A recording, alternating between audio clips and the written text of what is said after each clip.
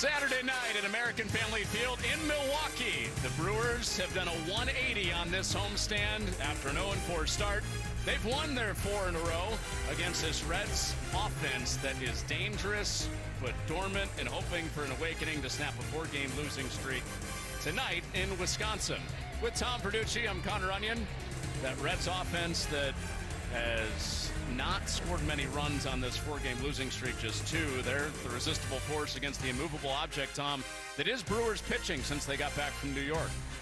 Wow, it's just been 4 excruciating losses for the Reds. 14 hits in these 4 losses. But I thought last night, Connor, the at-bats got better late in the game. And they need to think small, which is what they did late innings last night. Hit the ball the other way, maybe grab some stolen bases early on. But that Brewers pitching has been lights out this week.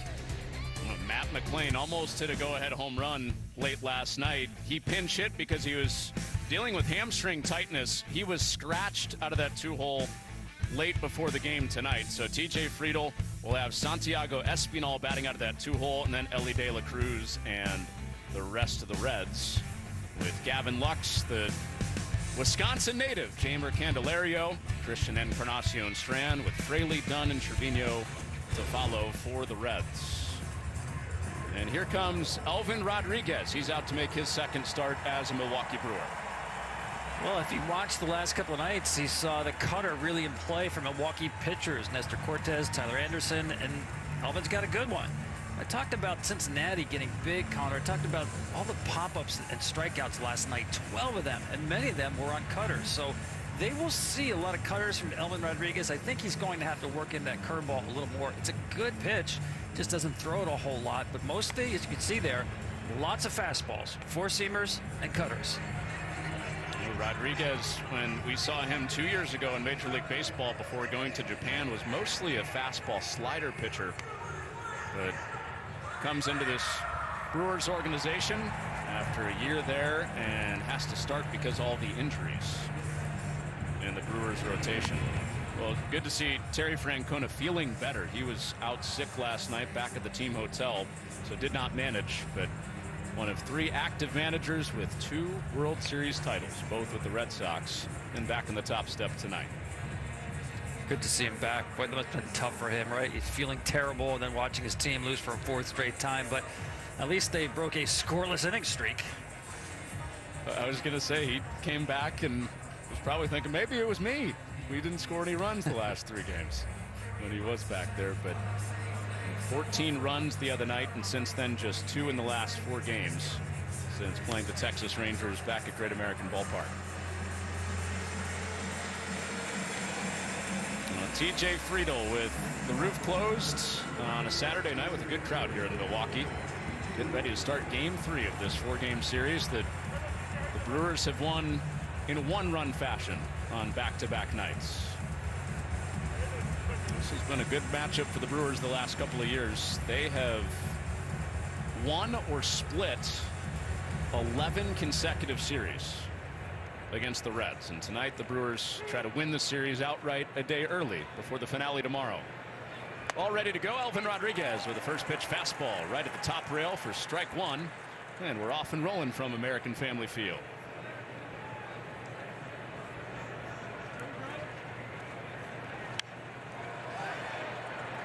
Rodriguez quickly ahead, no balls and 2 strikes. It's a guy at the top, TJ Friedl, that's trying to get his season going on the right track. He's 2 for 16 on this losing streak. Still looking for his first extra base hit of 2025.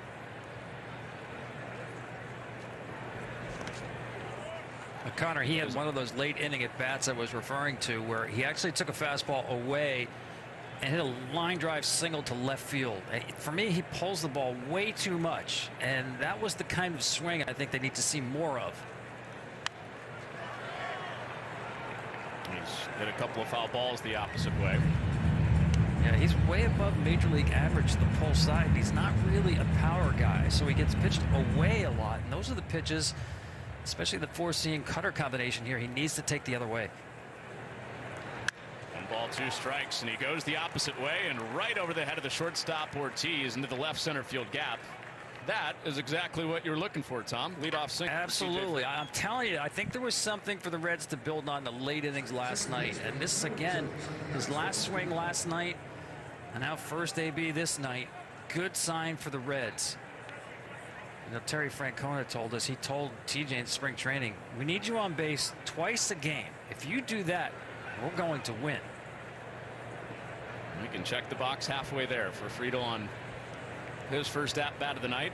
Now Santiago Espinal, who was elevated in the lineup as Friedel takes off. Throw from Contreras is there in time. Tag applied by the Platinum Glove Award winner Bryce Terang. And right in the back end of that slide from Friedel to nab him. Well, I like the idea. Remember, I said at the top, steal some bases early on. Get it going. First pitch is going really early, but you're right. This is a great tag by Terang here. Leaves his feet and somehow gets the glove down in time. You see more and more catchers these days making sure that throw is on the first base side. This one a little too much on the first base side. Oh, he just swiped the back. So wipe off that leadoff single, and Espinal charges the ball to left center. It sends Jackson Churio back to the base of the warning track, and he grabs out number 2.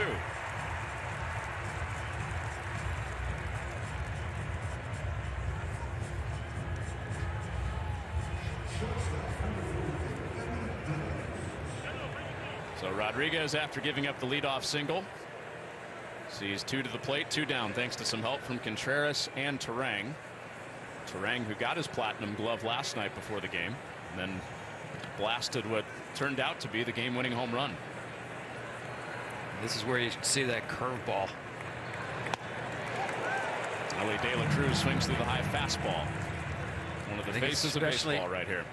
Sorry, Connor, especially against the left-handed hitters, I think Rodriguez is going to have to mix in a few more curveballs. Back-to-back fastballs to start De La Cruz.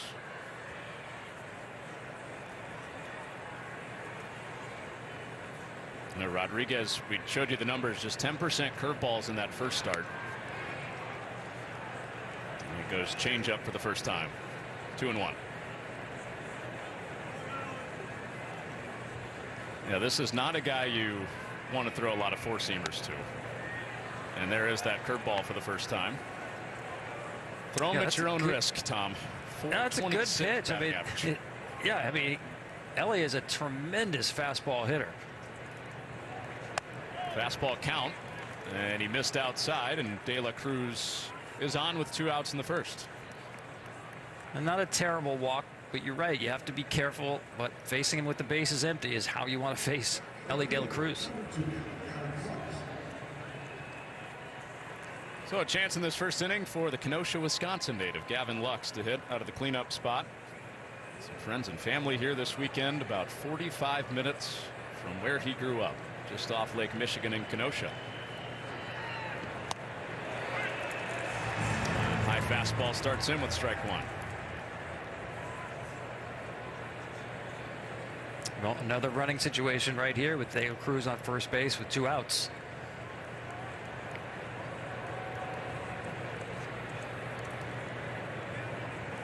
He is not going, and Rodriguez misses in with the fastball. The Reds, we showed you the offensive numbers. They just haven't had a lot of chances to unleash De La Cruz or really any of their guys on the bases, especially the last 4 nights. And that's flown foul. De La Cruz was in motion. He retreats to first with a 1-2 count on Lux. Yeah, Rodriguez doing a nice job. He hasn't thrown over there yet, but he's done a nice job varying his holds, making sure he gets the sign and set early so he can vary the time that he keeps that hold at the belt.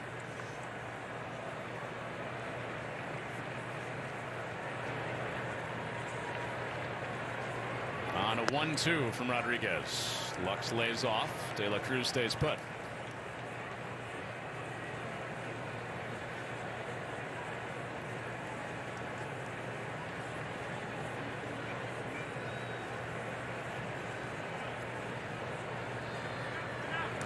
Break-even pitch, and Lux gets jammed but dumps it down the right field line for a base hit. De La Cruz makes the turn. Here he comes off the crack of the bat. And that blazing speed brings him all the way to the plate. An RBI double for Gavin Lux back in his home state to make it 1-0 Cincinnati. Yeah, surprised he never threw over. Ellie was running on this pitch, so the minute this ball is off the label softly, you're thinking with 2 outs, they're not going to get him, not even a play at home plate. Right about now, he hits that extra gear.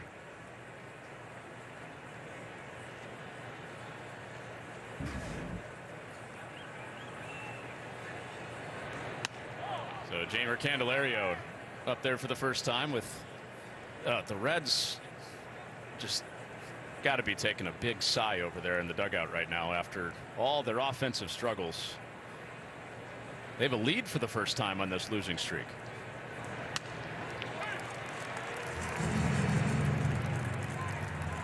Played from behind most of last night.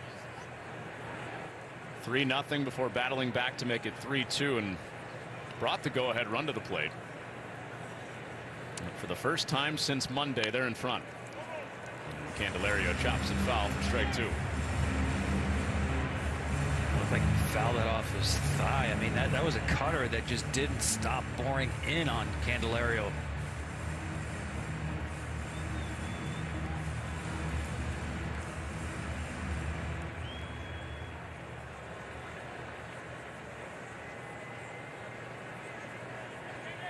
Most pitchers, Connor would go right back in there with the same pitch.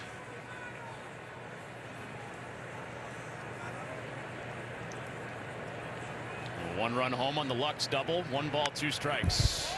And Candelario jams it foul.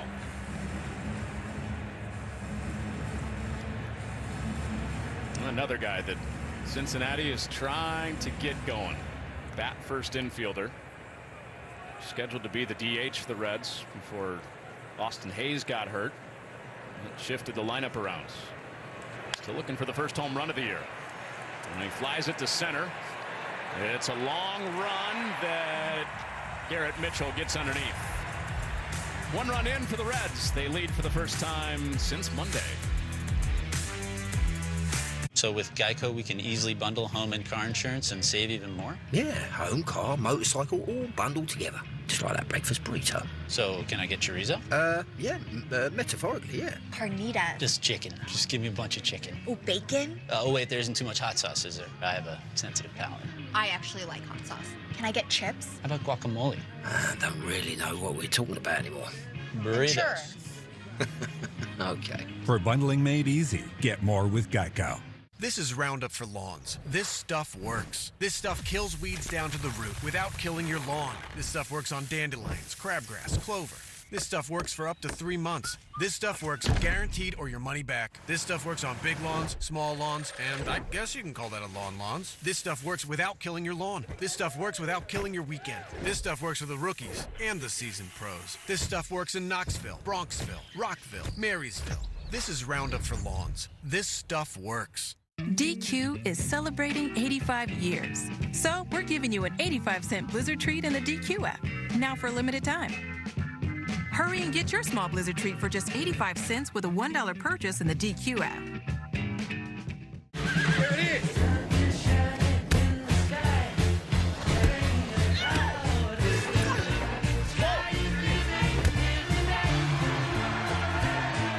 Find your ultimate playground at visitcalifornia.com. L is for the V is very, very extraordinary. E is even more than anyone. Coffee Mate is the world's biggest coffee lover because... Oh, you are? Because I have a sign. Do you have a sign? No, we don't have a sign. Fine, you're the biggest coffee lover. Reds grab the first lead of the night. RBI double. Gavin Lux backing Brady Singer. Throws a first pitch strike to Bryce Terang. That was a theme of Singer's first start. He got 14 runs of run support. And as Terang winds it right back up the box for a leadoff base hit for the Brewers.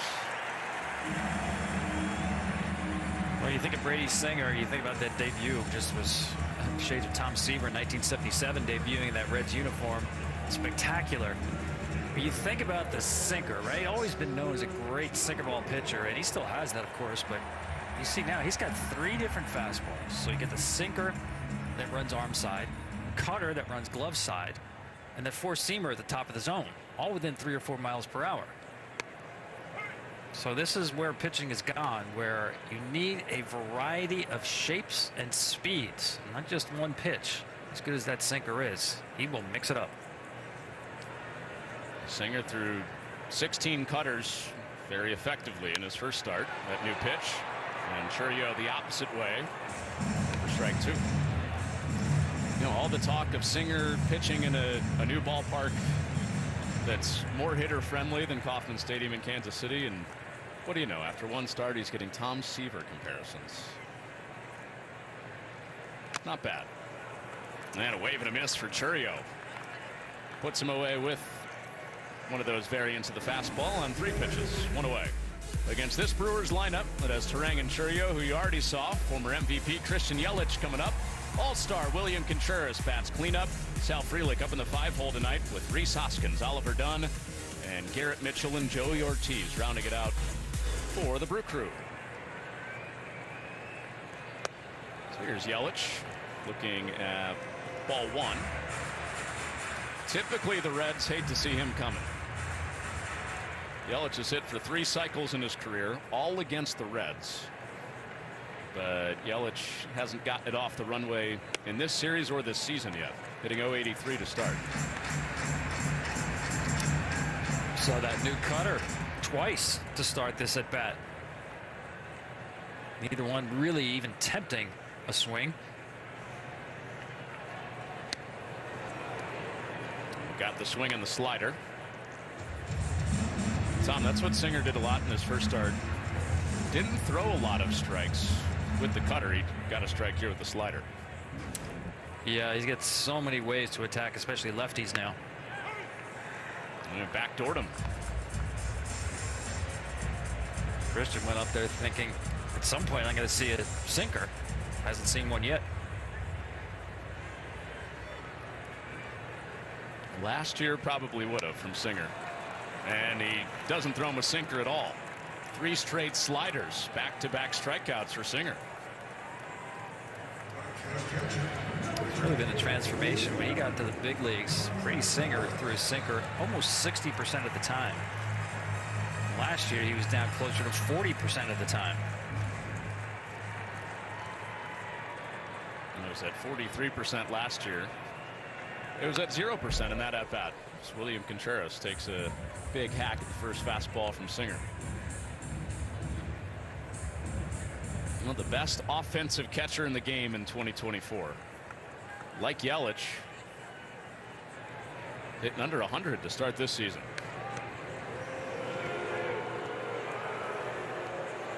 I think you could argue Contreras best catcher in the game period in 2024.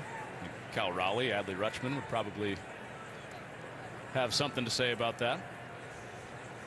He's definitely in the discussion, as you mentioned, off to a slow start.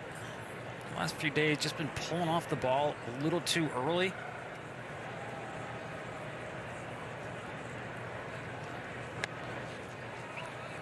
That's the pitch you throw to somebody who's opening up too soon. And that slider, he almost bit on that one.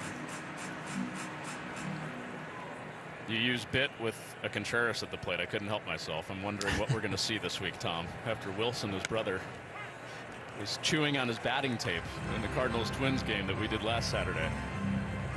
I mean, you got to call up your brother on that and say, what was the deal with that? Apparently, he didn't want a pitch clock violation. Didn't have time to do anything but chuck the tape that was loose into his mouth. Runner going, Turang in motion with 2 outs, and he's in there safely.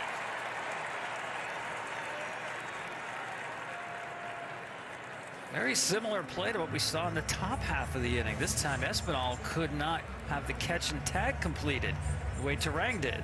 Trying to make that swipe tag and never corralled the ball first. A major weapon for the Brewers last year. Bryce Turang stole 50 bags. That's his second of 2025. And Contreras swings through the four-seamer.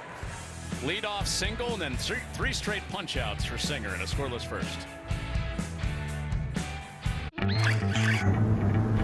Hey Lexus, show alternate routes. Technology that's ready for the road ahead.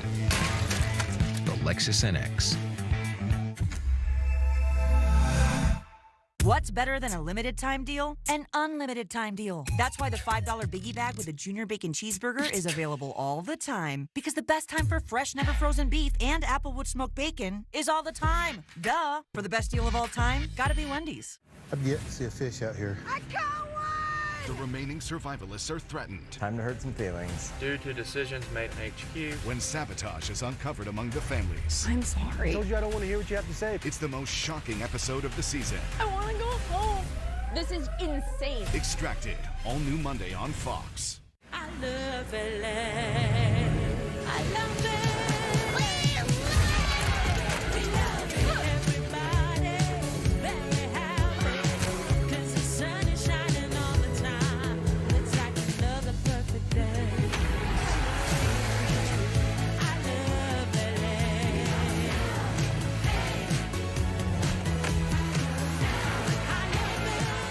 Like it. $273. This is how much you spend every month on subscriptions. I only have like 2 or 3, right? That's what we all think. But in reality, there's so much more that we don't even know we're paying for. So how do I put more of this cash back in my pocket? Rocket Money is a financial app that shows you every subscription you're paying for, even that one you forgot about from 5 years ago. Huh. I can't believe I'm still paying for this.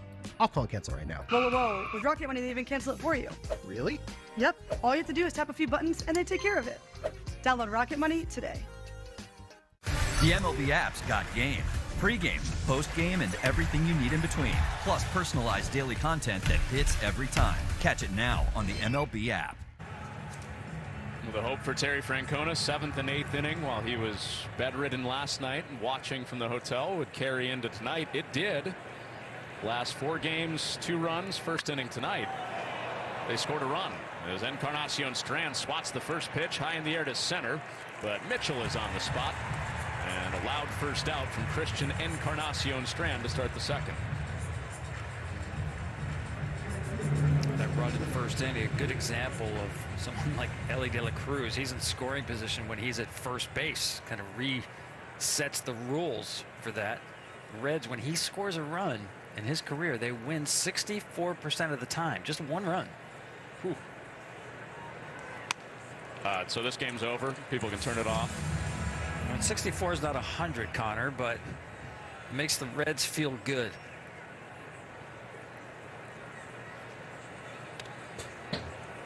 It's downstairs. I've never been accused as strong at math, Tom, so thanks for clearing that up for me. How about that turn he took on his route from second to third? Yeah, it wasn't the original flight plan, but in a straight steal situation, he wound up kind of veering out towards deep shortstop, but it didn't even matter. He still scored without a throw. Yeah, there was a little turbulence on the way to home plate, but an exciting first to home on the double by Gavin Lux to make it 1-0. Rodriguez had to work hard for the Brewers in that first inning through 22 pitches. And Fraley the opposite way sprays it to Churio, who veers in, and 2 fly ball outs for Rodriguez to start the second.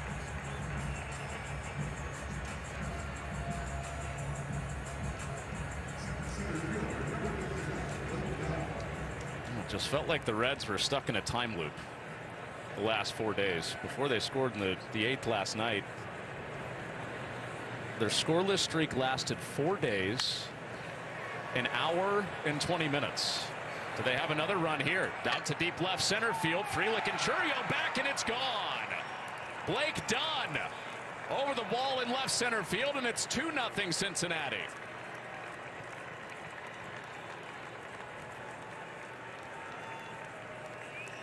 I wasn't sure he caught this one enough, Connor. It's a strong man. Like that fastball was in, but he got the barrel on it really high in the air.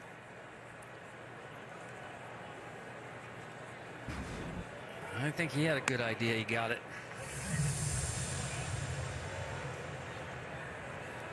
Well, just 1 for 10 before that swing for Blake Dunn, who almost wasn't in the lineup tonight. If Matt McClain hadn't been scratched, he'd be coming off the bench. Jose Trevino sees it drop down for ball 1. So first homer of the year for Dunn. It was a bit of a long shot to make the team out of camp. Little dribbler, tough play for Rodriguez, who bobbles it and throws off target to first. And Trevino is on with 2 outs.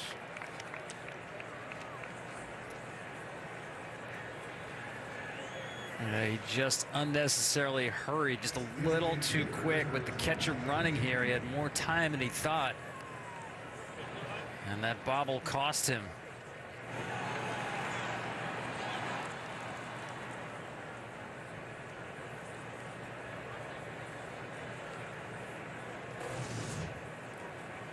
It will go as an infield single for Trevino, so he flips the lineup card to TJ Friedel.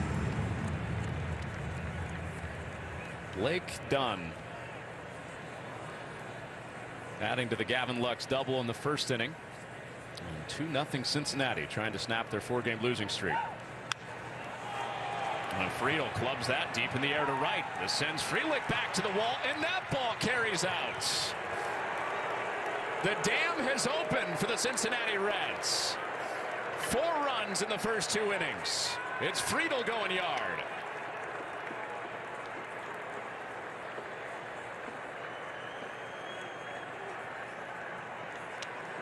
The danger of those cutters is when they don't cut enough in. That was a center cutter right into the barrel of Friedel. I mean, this is middle here. Just a flat cutter, puts a great swing on it. And the Reds are breathing easier today.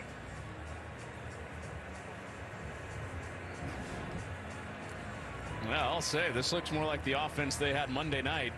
Some smiles in that dugout have returned after a week that's included 3 1-0 losses. And the plan of attack the last 3 hitters has been swing at the first pitch.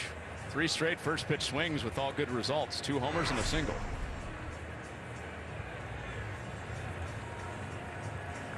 We talked about Rodriguez and how often he throws these fastballs and cutters, so there's not a lot of variance in speed. So that when he misses in the middle of the plate, they're going to be on time. Just a couple of change-ups, the 1 curveball, 1 or 2, that's been it. Santiago Espinal looks at the fastball for strike 1.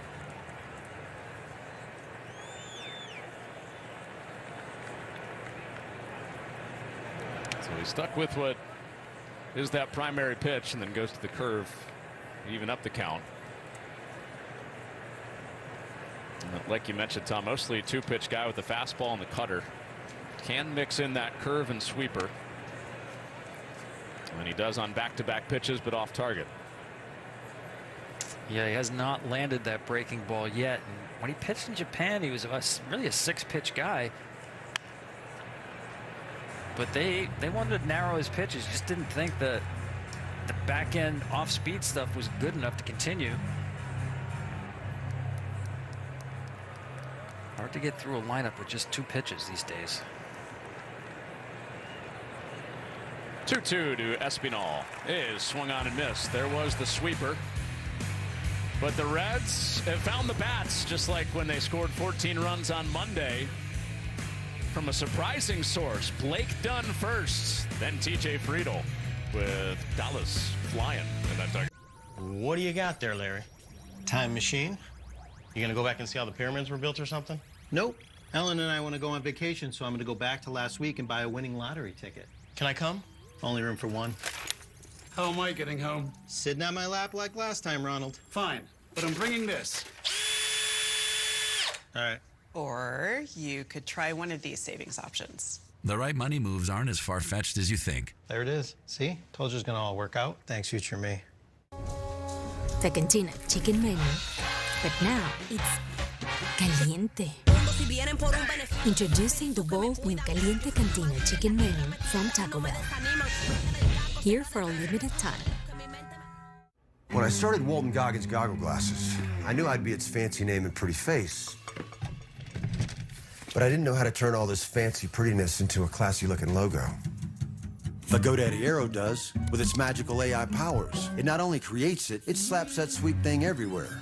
Here, there, all over the dang place. Well, that logo is sexier than a salmon seersucker suit on a summer Sunday. Look like you know what you're doing at GoDaddy.com. Your cheeseburger deserves a nice big slice of our Sargento family legacy. You can taste over 70 years of our family commitment to high quality, real, natural cheese in every bite. You have our word on it, you have our name on it. Sargento, a promise you can taste. Before the Masters, the biggest names in golf are on Fox. Koepka, DeChambeau. How about DJ, Rahm, Phil? Yeah, we got him. Oh, yes! Live Golf Miami, tomorrow at 1 Eastern on Fox. A couple hours before the game, Blake Dunn found out he would be in the lineup. Matt McClain scratched, and he ignited a 2-run inning for the Cincinnati Reds with 2 outs, and they lead it 4-zip. It's happening for Brady Singer again. He's getting good run support.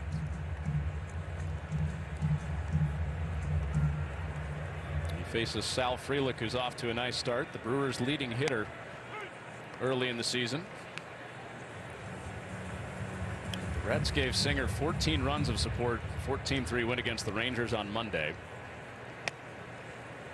And Singer to begin his Reds career after the trade from Kansas City, 8 shutout innings.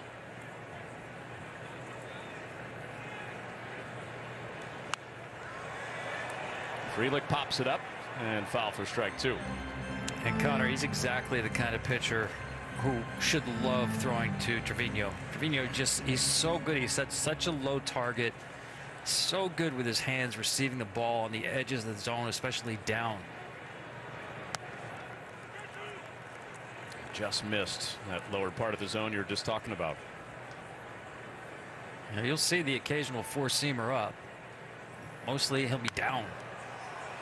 And it went up with the fastball, and it's a lazy fly ball to Jake Fraley in right. And 4 straight retired by Singer.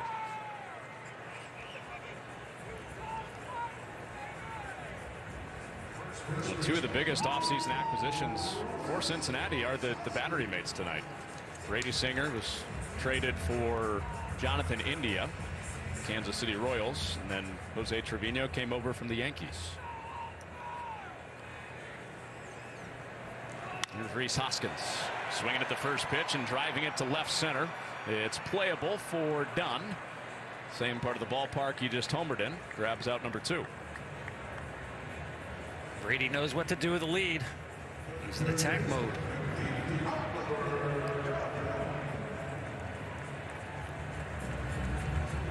Seven shutout against the Rangers on Monday with just 1 hit. Looked like the Brewers were going to turn that around after Bryce Terang led off the game with a single. Here's Oliver Dunn.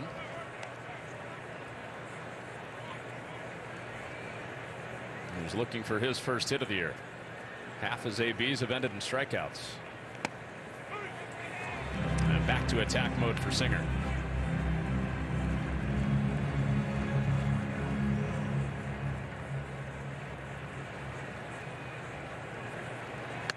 One is waved on and missed.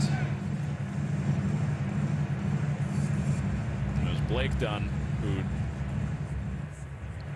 homered for the Reds with 2 outs. Oliver Dunn trying to do the same and elicit the Bob Uecker call. Brewers did a great job honoring Bob Uecker. Home opener earlier this week against the Royals. Beautiful piece written by TV voice of the Brewers, Brian Anderson. Of course, we lost a longtime radio voice of the Brewers, Bob Uecker, this offseason. Tom, I know you got to spend a little time around Uecker. It's just a wonderful legacy he leaves behind, besides being a terrific broadcaster. Just when you think of Bob Uecker, you get a smile on your face, right? I mean, it's just a genuinely funny, entertaining, warm, charismatic guy. You just wanted to be in his orbit. If you knew him one day or you knew him for 54 seasons, as many of the Brewers fans thought of him as their own. Well, something about Dunn's with 2 outs. Oliver Dunn for the Brewers with their second hit. It's a single. Try to jump start things at the bottom of the lineup. One of my favorite stories with Uke. Of course, he was part of that 64 Cardinals World Series team, right? And before one of the games, he was shagging in the outfield with a tuba in the World Series. He didn't play in that series. He came down with meningitis. And the way Euchre used to crack on himself, somebody asked him, "How did you get meningitis?" He said, "The Cardinals injected me." Then he would say they won in spite of me.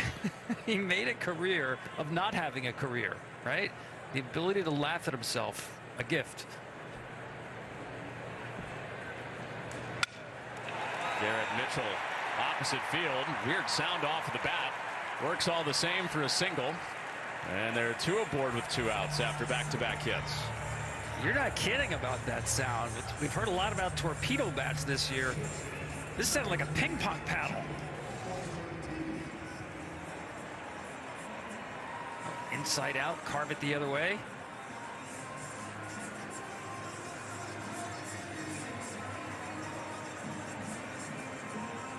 So maybe that's the secret. Go up there with a ping pong paddle instead of the torpedo bat. Forget the bowling pin. There's Joey Ortiz with 2 on and 2 outs. And of course the Brewers are right in the middle of all that talk. Reds were in a way too. Ellie De La Cruz switched to that on Monday night and had 4 hits, 2 homers, and 7 driven in.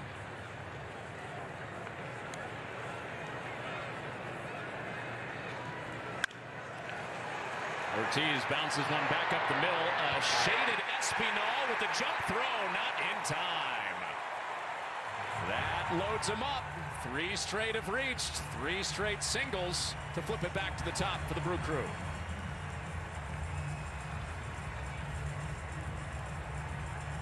And nice job stopping this ball to keep it in the infield and prevent the run. You see he's shaded over there, but he just can't get enough on this throw to catch Ortiz, who runs well.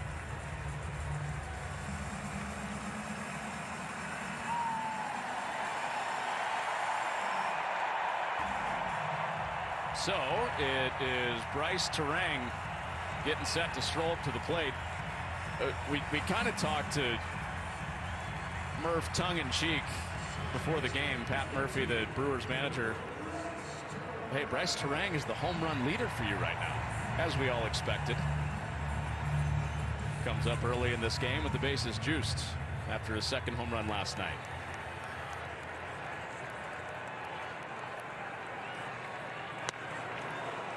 And a first pitch slider is cut on and missed. And a nice job by Trevino to go out there to the mound and talk to Singer about how they want to pitch to Terang here. He's swinging a hot bat. Murph did tell us the ball has been jumping off his bat in batting practice. More power this year. Riding a 9-game hitting streak with that power. Pat Murphy, not a big believer in, go out there and put on a show and hit a bunch of home runs in batting practice. Got to be more intentional than that, but Terang's been hitting bombs in BP at the start of this year after he hit just 7 last year. He does have a couple of grand slams in his career. Last year hit 2, has 3 overall in his career. This was the spot that the Brewers were dying to get Rhys Hoskins to the plate a year ago. And he flies that foul. Hoskins hit 3, Terang hit 2. And the Brewers won the division by 10 games. Terang only hit 7 home runs last year. 2 of them were grand slams. And Singer puts him away quietly with the slider. 3 straight singles, but Singer still has the shutout through 2. It's time to say not so fast chronic kidney disease. Because with a progressive disease like CKD, slow is good. And believe me, I know all about slow. That's why I'm here to tell you about Jardiance. It's a little pill proven to slow the progression of CKD and reduce the risk of kidney failure, which can lead to dialysis. Serious side effects include increased ketones in blood or urine, which can be fatal. Stop Jardiance and call your doctor right away if you have nausea, vomiting, stomach pain, tiredness, trouble breathing, or increased ketones. Jardiance may cause dehydration that can suddenly worsen kidney function and make you feel dizzy, lightheaded, or weak upon standing. Genital yeast infections in men and women, urinary tract infections, low blood sugar, or a rare life-threatening bacterial infection between and around the anus and genitals can occur. Call your doctor right away if you have fever or feel weak or tired and pain, tenderness, swelling, or redness in the genital area. Don't use if allergic to Jardiance. Stop use if you have a serious allergic reaction. Call your doctor if you have rash, swelling, difficulty breathing, or swallowing. You may have increased risk for lower limb loss. Call your doctor right away if you have new pain or tenderness, sores, ulcers, or infection in your legs or feet. So go on, say not so fast, CKD. Ask your doctor about Jardiance for chronic kidney disease. With 12 grams of protein in every serving, Quaker Protein Instant Oatmeal is there for active mornings, friendly competition, and big moves. Quaker, bring out the good. We've never spoken, but you've told us many things. That you love stargazing, hate parallel parking, and occasionally your right foot gets a little heavy. The Lexus ES didn't begin in the studio, it began with you.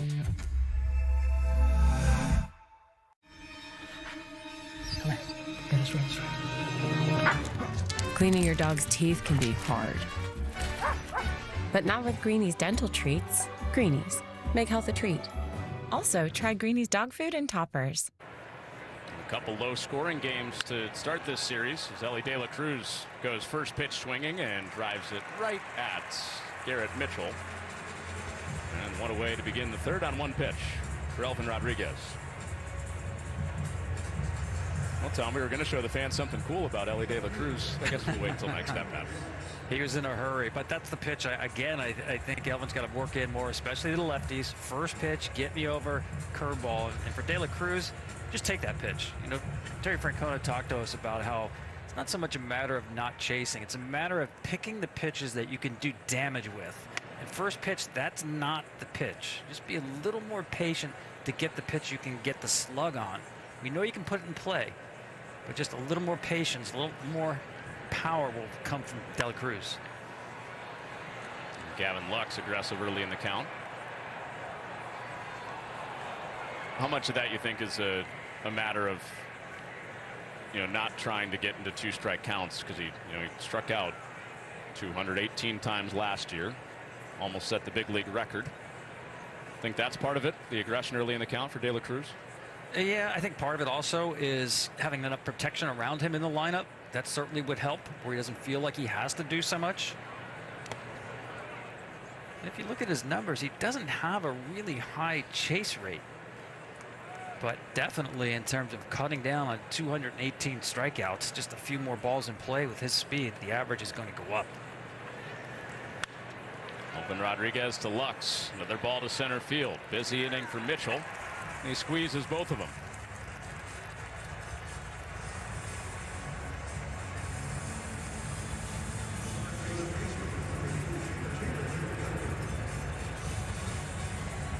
Well, Elvin Rodriguez hoping this is the same as his start on Monday against Kansas City, where he gave up exactly 4 runs in the first 2 innings. Came back with a scoreless third, scoreless fourth. Kept the Brewers in the game. Well, it seems to me after that last half inning, there must have been a conversation in that dugout with Chris Hook, catchers, run prevention specialist, about mixing up his pitches. You're seeing it now. There's another doubling up on the curveball there. You just can't keep throwing cutters and 4-seamers in the strike zone to any lineup. It's more like the Japanese version of Elvin Rodriguez, or when he was pitching in Japan, like he was last year. That 6-pitch mix. He tripled down on it, Tom. Another curveball. Yeah, you look at the metrics on that pitch, Connor. He's got 59 inches of drop on that curveball. I mean, it doesn't have to be a swing and miss pitch, but it gets people off the fastball. Can't locate the fastball. Tried to get the chase. 10th game in the big leagues, his 10th year as a pro.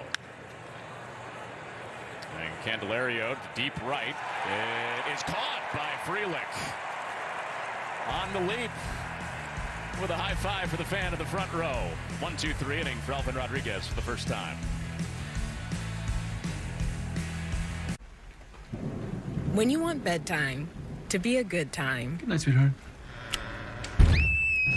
It matters where you stay. Conrad Hotels and Resorts. Hilton for the stay.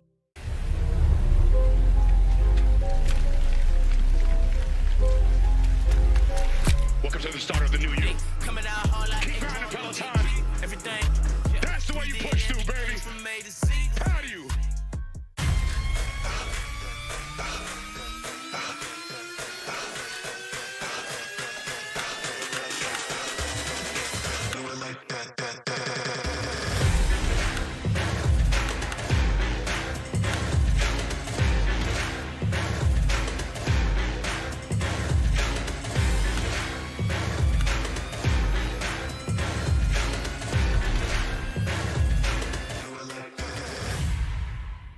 Because of Chime, my credit score is up 100 points. I had a goal to start building my credit, and I didn't want a credit card with fees or expensive debt. So I got the Chime Credit Builder card, and I use it for everything. There's no annual fees, no interest, and my score is up 100 points. My card limit is based on my own money, and there is no minimum deposit required.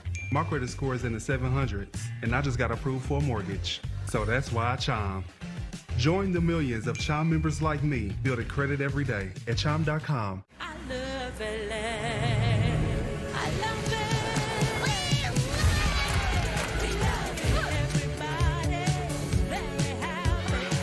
'Cause the sun is shining all the time. It's like another perfect day. I love LA.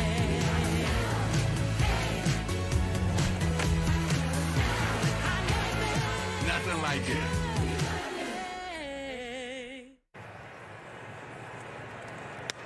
Two scoreless innings for Brady Singer. Goes to work on Jackson Churio, the strike. Working with a 4-0 lead, and he's been their best offensive acquisition, too.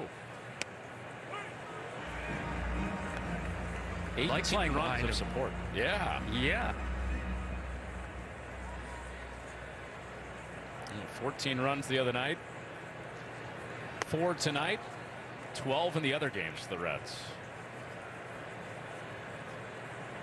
Well, it's so impressive watching Brady Singer pitch and the pitcher that he's become.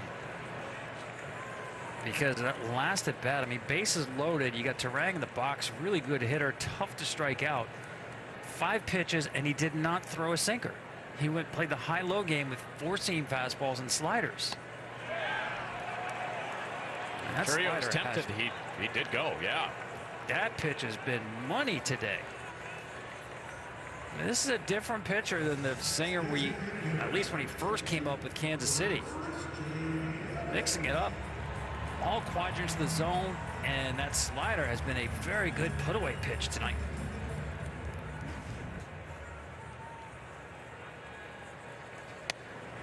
Five strikeouts now facing Christian Yelich. Goes cutter in just like he started the last sequence against Yelich.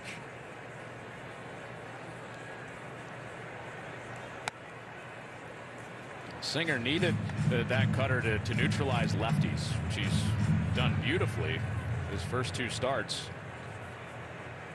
Lefties hit almost 300 against Singer last year. And Yelich chops one to the right side behind the bag, and Encarnacion Strand races Yelich there and wins it in 2 away in the bottom of the 3rd. The road to the Indy 500 hits the streets of Long Beach for the 50th running of the Long Beach Grand Prix. The fastest racing on earth continues next Sunday at 4:30 Eastern on Fox.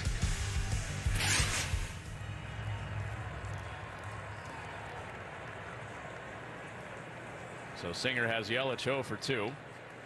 Here's Contreras, and that's up high.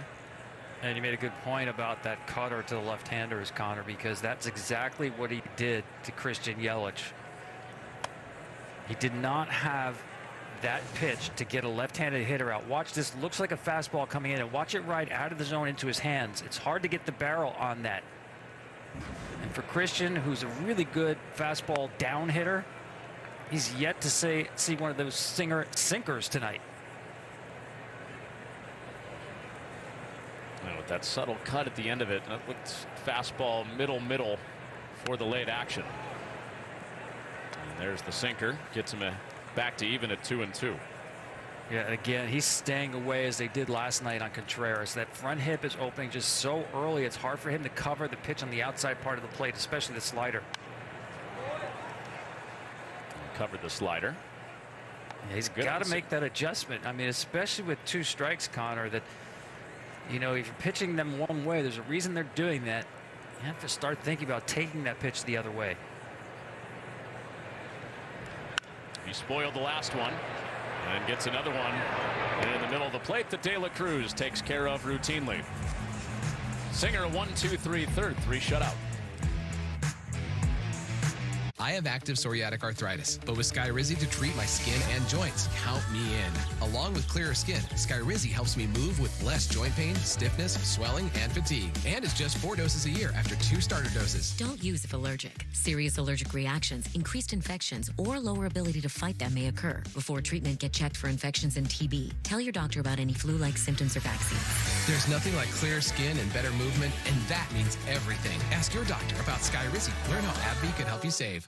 Mine was earned in Germany, 1984. I earned it for my family in 1945.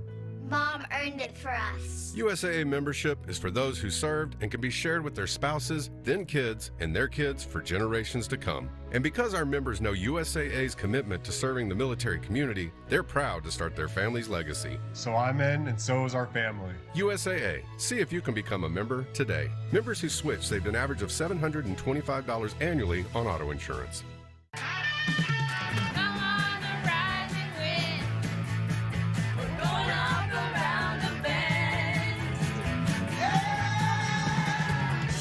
Plan your road trip in the ultimate playground at visitcalifornia.com. You never want to lose your edge.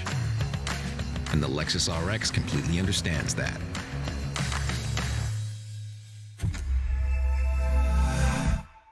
You're seeing Skechers' famous glide step footwear everywhere. And now that famous design is available in hands-free Skechers slip-ins. Get the comfort and style of glide step now with the convenience of slip-ins with no bending down or touching your shoes. Try glide step Skechers slip-ins. I am an American soldier. I'm a warrior and a member of a team. I will never accept defeat. I am an American soldier.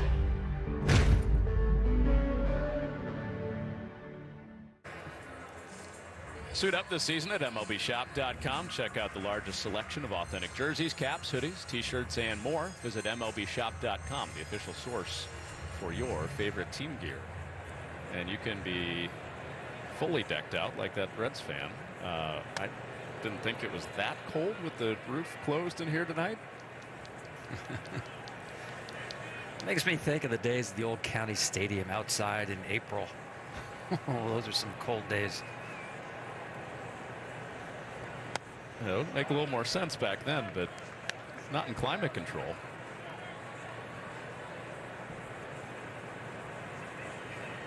And it's Encarnacion Strand leading it off for Cincinnati in the 4th. And Elvin Rodriguez feeds him a strike. Tom Christian, Encarnacion Strand. This might be my favorite fact in Major League Baseball. He is the only last name that will not fit on a Scrabble board. And he drives this ball to deep center field, and you can forget about that. Up off his face for the 3rd home run for the Reds, Christian Encarnacion Strand. 451 feet on the long blast to center. Bingo. That's what they call it when you use all 7 tiles in Scrabble. That's a bingo right there. 451.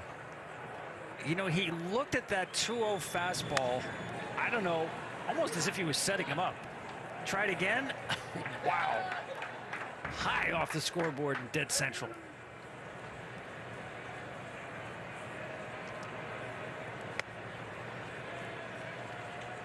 Well done on the bingo. That was that's probably a triple word score too. Hit your own face, get a couple extra letters. Fraley strokes one to right center. Mitchell moves over and grabs out number 1.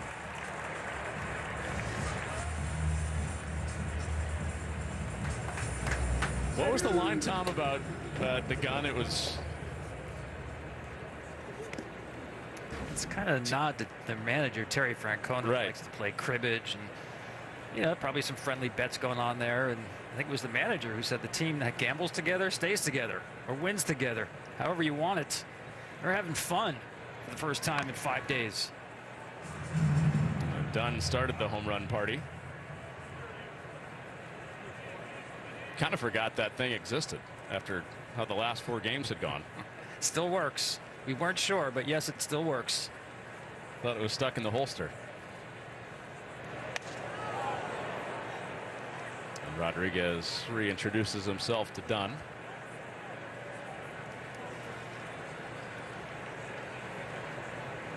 A lot of smiles over there today. A lot of money being picked up off the ground.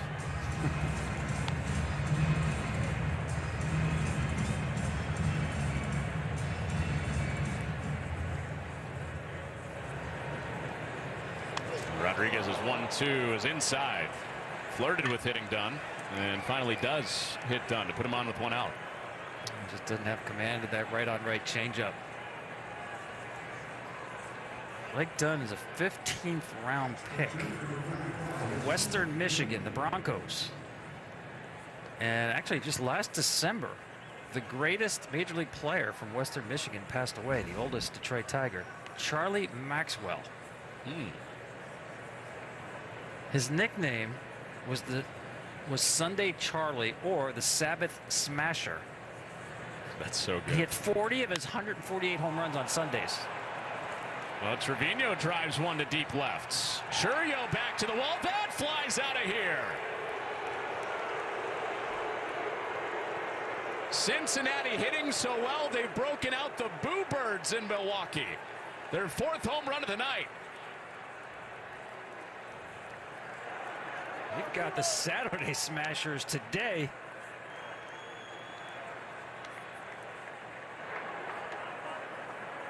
Saturday in the park, out of the park. 4 home runs in 4 innings for a team that had 2 runs in the last 4 games.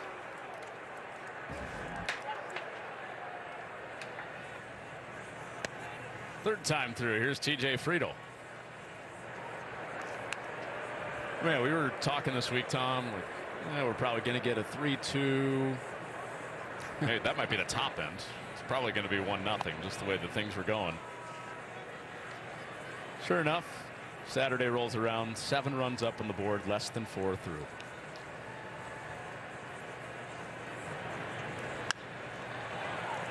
And Friedel with good wood out into the gap in right center. And Mitchell over to cut it off, and Friedel slams on the brakes. I don't think they had enough time to reload the money machine over there in the dugout. Just pick it up and toss it in a heap. Trevino, he didn't get the first home run money gun treatment with the Reds. Well, Thomas is up and warming.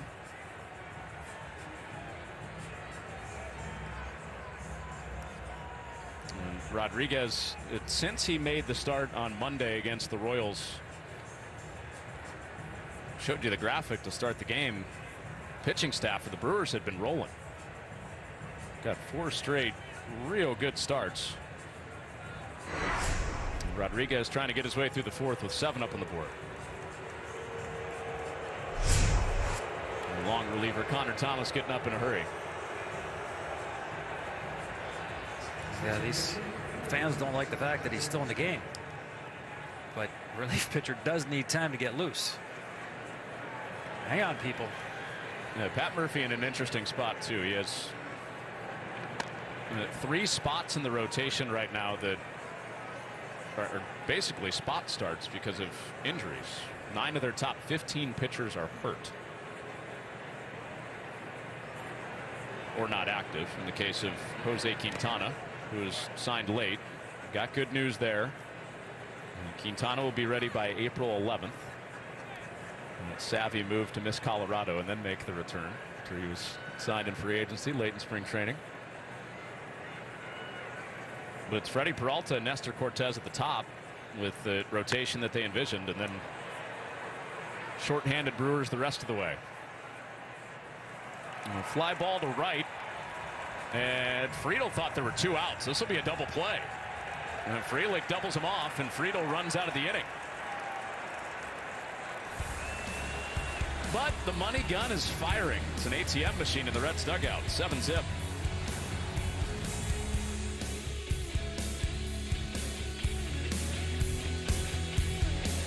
Introducing the all-new Acura ADX. Take your vibes and go, go, go, go, go. Take your vibes and go. Hey Google, turn it up. Take your vibes and go.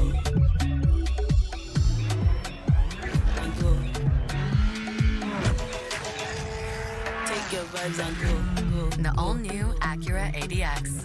Crafted to match your energy. Take your vibes and go. The DQ Freezer is opening again for our 85th birthday to bring back our most wished-for Blizzard flavor. It's the Confetti Cake Blizzard Treat, filled with confetti cake pieces and confetti frosting. Don't be late to the party. Grab yours before the DQ Freezer closes. When you'd rather enjoy the pool than clean someone else's. Sweetie, get out of the pool. It matters where you stay. Conrad Hotels and Resorts. Hilton for the stay. Could switching to Geico really save you 15% or more on car insurance? Did the little piggy cry wee, wee, wee all the way home?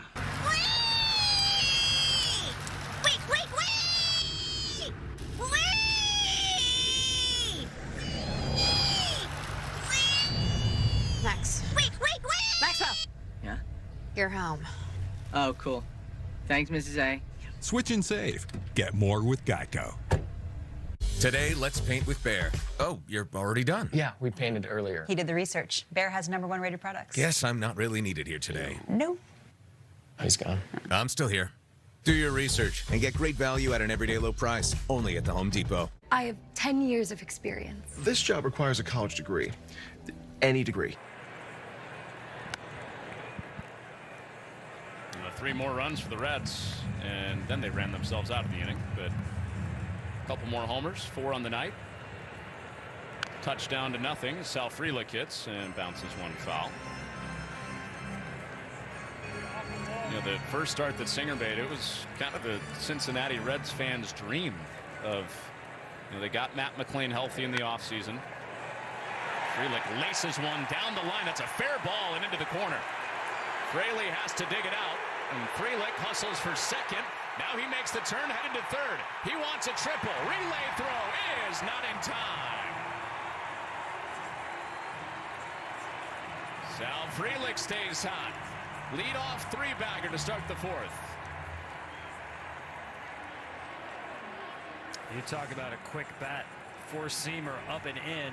Watch how he turns on this, pulls the hands in, gets the barrel on it, off to the races.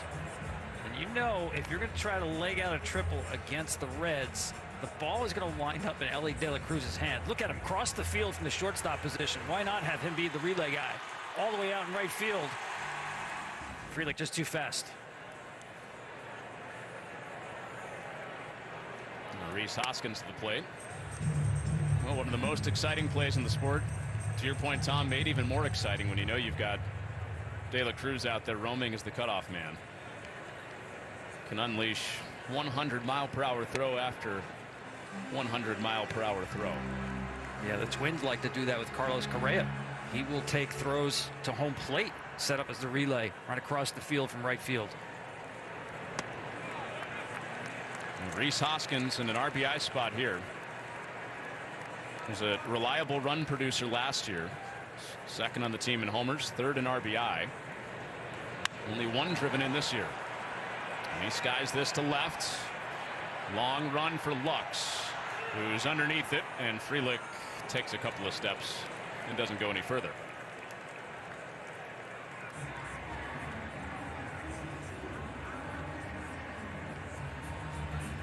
And Gavin did a nice job getting behind that ball. Doesn't have a ton of experience in the outfield,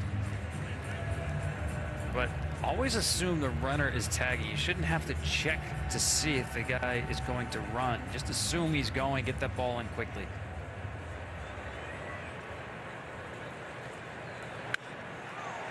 Here's Dunn. Drives it to left, right at Lux, who makes the catch. Frelick tags. No shot to get him. It's a sacrifice fly for Dunn, and the Brewers are on the board.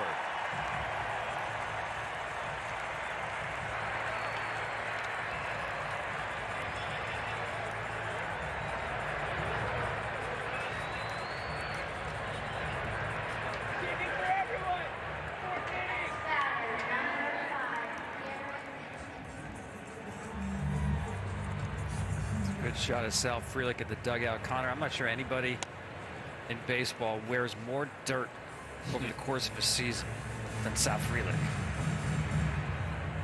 It's one of the best things that they do in the minor leagues is usually they do the dirtiest player of the game, some sort of sponsor. The player usually has to stand up on top of the dugout and they make a big show of it. He would be that guy every night. I was going to say maybe. I mean, look at that. He's just getting started.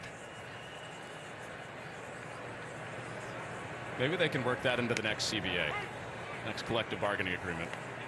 Bring the dirtiest player of the game back. All the clubhouse guys are like, we've got stuff for that. We got solutions to get that out. Might as well just Extra send strength. might as well just send Frelick out there with a dirty jersey to begin the night. Nice try, giving him a run for his money. I'm still going Frelick. It's a little extra grime on Frelick. Strike 3 called. Well, Brady Singer has finally given up a run as the Cincinnati Reds starter, but limits it to 1 in the 4th. 7-1 Reds. Hey guys, there's a change in the air. 2 changes. 2 changes. The 3-row luxury TX, because everyone should feel like the center of the universe. What's better than a limited time deal? An unlimited time deal. That's why the $5 Biggie Bag with a Junior Bacon Cheeseburger is available all the time. Because the best time for fresh, never frozen beef and Applewood smoked bacon is all the time. Duh. For the best deal of all time, gotta be Wendy's. I have 10 years of experience. This job requires a college degree. Any degree. Any degree. Just. Indeed matches you with jobs that actually match your experience. And what was your major? Dance. Oh.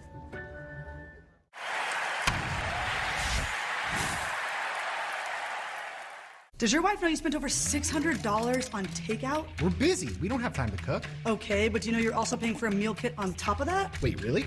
Look, just get Rocket Money. It shows you all your expenses in one place, and it even tracks your subscriptions. And any subscription you don't want, which for you, there's a lot you don't need, you can cancel right from the app. So you mean I don't have to call customer service to cancel? Nope, no hold times or anything. And they'll even try to get you a refund for the money you spent, which I'm sure your wife will be very grateful for. I'm gonna download it right now.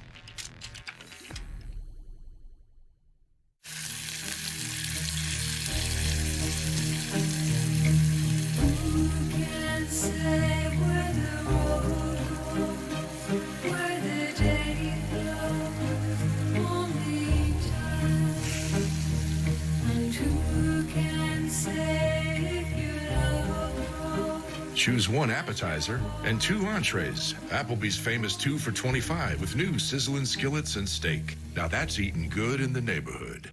At MLBShops.com, you can grab something for your dog walker, your Pilates instructor. 4 homers, 7 runs for the Reds, and Ellie De La Cruz leads it off. It's got a little different setup than we saw last year. Yeah, obviously you see the stance is much more open, but take a look at his bat. I like the setup this year because the bat just sits on his shoulder until the pitcher takes the ball out of the glove. So a lot of guys, a lot of pitchers, as they hold the ball or maybe have a longer delivery, you wind up getting stuck with the bat being held in the air. It's just some tension in your arms. The way he sets it now, the bat is just resting on his shoulders. It gets loaded as soon as the pitcher takes the ball out of the glove. Consistent.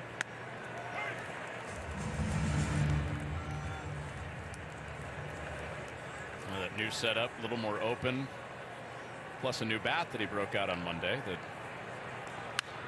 That was the talk of baseball early in the week. He drives this to the opposite field. Churio curls back to it and makes the catch. Almost the 5th home run of the night for the Reds. Warning track power for De La Cruz.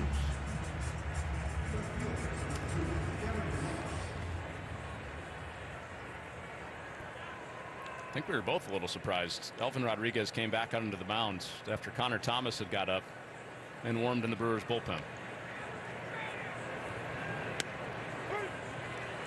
Yeah, trying to squeeze one more inning out of him. And you see with the left-handers here, that curveball coming back into play. Started throwing that the second time through a little bit more.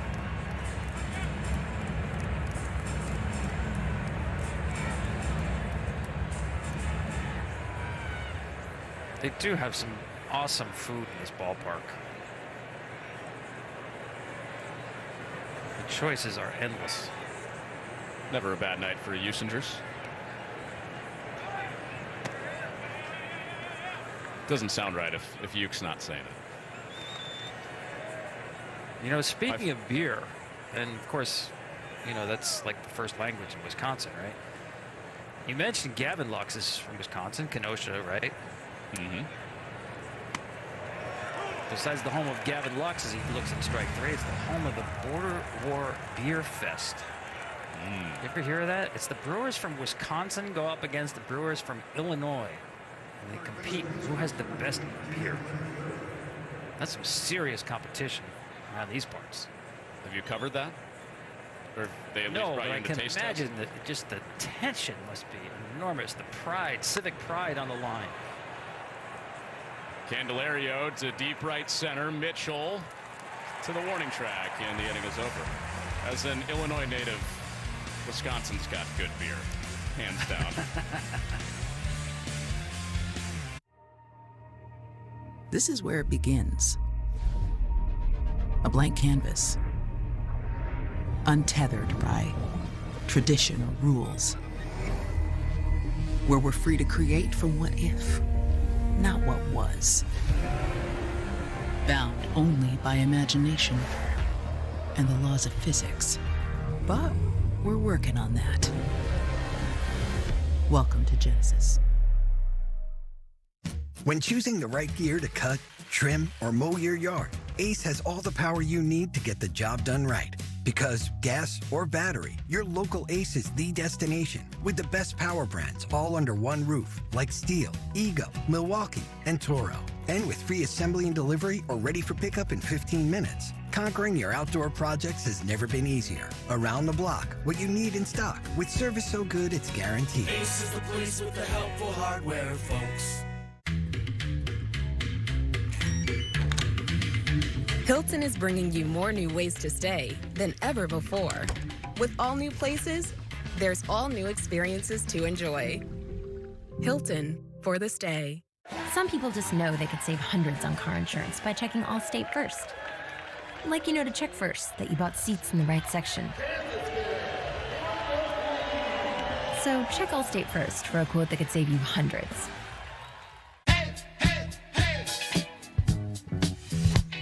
What you got to say? Say hey, hey, hey. You about us. We got now. When I started Walton Goggins Goggle Glasses, I had no idea what I was doing. But GoDaddy Aero does, using AI to build a logo, website, and social content. So I can let the world know if your goggles ain't Goggins, they don't belong on your noggins. Your team, your players, baseball your way. Get personalized highlights and push notifications just for you. Download the MLB app today. With Tom Verducci, Connor Runyon, midway home, 7-1 Reds. After Brewers pitching shut down the Reds the first two nights. 1-0 win, 3-2 win last night. Reds have 4 home runs. So the Brewers playing from behind with Joey Ortiz out of the 9 spot, getting it started in the 5th.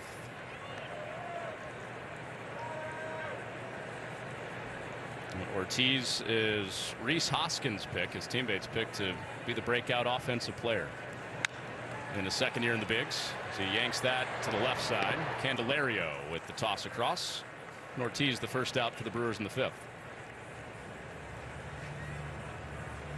Brady Singer is just dealing with this slider tonight. It's the most popular pitch. He's throwing about 40% of the time and really hasn't hung one in the zone at all.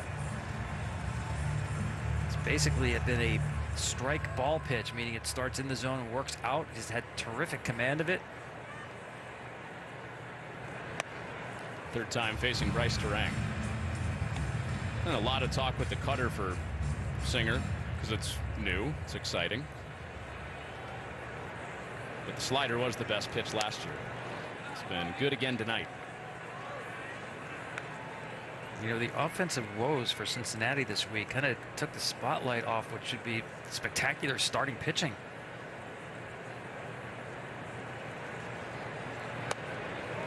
I mean, Hunter Green is throwing the ball harder than ever, which is hard to believe. He's got one of the best fastballs in the game. Nick Lodolo threw the ball really well at his start the other night.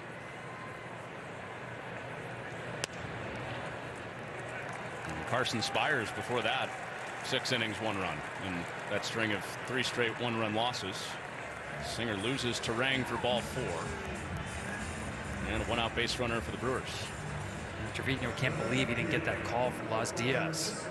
It's exactly the kind of pitch that he's really, really good at getting. It looked like it did catch some of the zone, but just didn't get the call.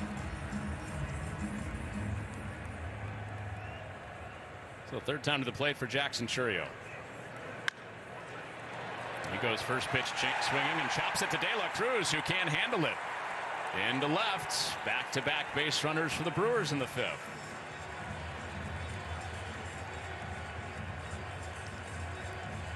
Here with his arm, he does have a play here if he fields the ball cleanly.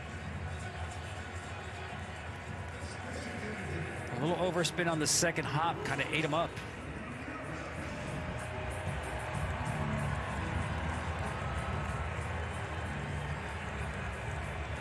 So the top 2 setting up Christian Yelich. This is a single for Chourio. After he struck out the first 2 times against Singer. See if Yelich can get started. Take strike 1.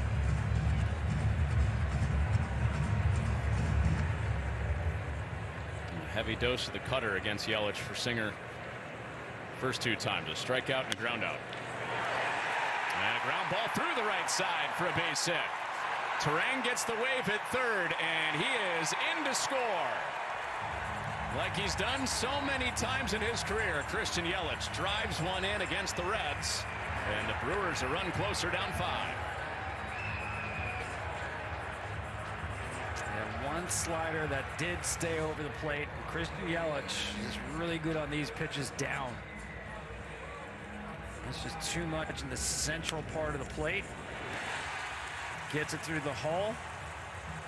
And in our dirtiest uniform competition, Bryce Terang says, I got the lead now. Tag, you're it, Sal Frelick. Frelick's got to get him back with a diving catch. Get a little green on there. I think you get extra points for the extra colors. Well, now it's William Contreras. Just saw Yelich get his series jump started. Contreras came in also hitting under 100. And 0 for 2 against Singer. Only a matter of time for Contreras. He hopes that time is right now. The Brewers have scored in back-to-back innings. And Singer starts him with a fastball for a strike. Contreras saw Singer last year. Brewers were in Kansas City in May. Smoked an RBI double off of him. And he reaches out and sends that into center field for a base hit. And everybody moves up 90 with Chourio stopping at 3rd. And this 3rd time through the lineup against Singer. has led to the Brewers seeing it better. 3 straight hits, 4 straight have reached. Well, the front side leaked again. The pitcher's away again, but he stayed on this pitch somehow, some way through the baseball. Kept the hands back, head down. I mean, his lower half was gone. And he just sort of did a topspin lob into center field. And now the hottest hitter in the Brewers lineup, Frelick, who tripled and scored his first time around the bases. The second time to the plate, he flew out. Tripled and scored on the sac fly from Oliver Dunn last inning.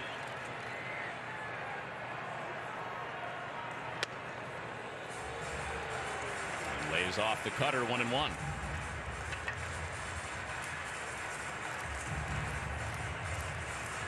Frelick, contact hitter. Lowest strikeout rate on the team in 2024. And he makes contact and laces another one. Out to right, and it's through the glove of Fraley. And the merry-go-round starts for the Brewers. They unload the bases as Frelick heads to third and is in there standing. From 7-0 to 7-5 for the Brewers.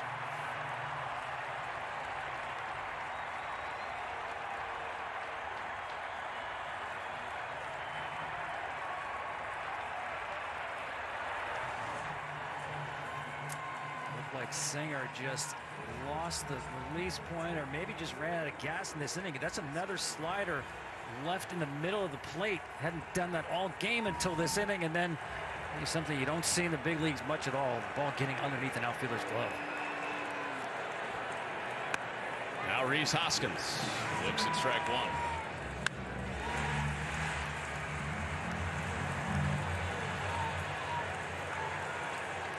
The runner on second was not being sent.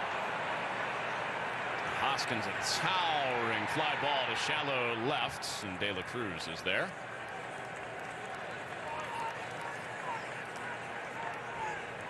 That's a huge out right there. Just an empty out, no advances.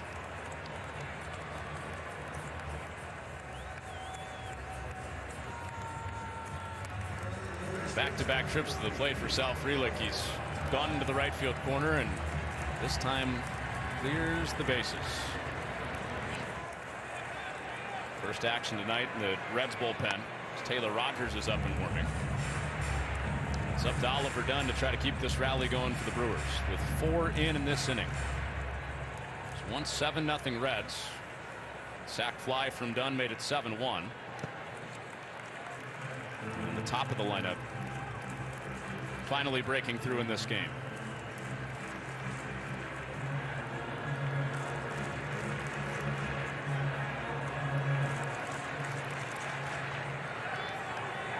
It's been the Reds' bottom of the lineup that has done a lot of their damage. 8-9-1, 6 for 7 with 3 homers. Close take there, 2-1. Just not giving him that pitch on that bottom rail.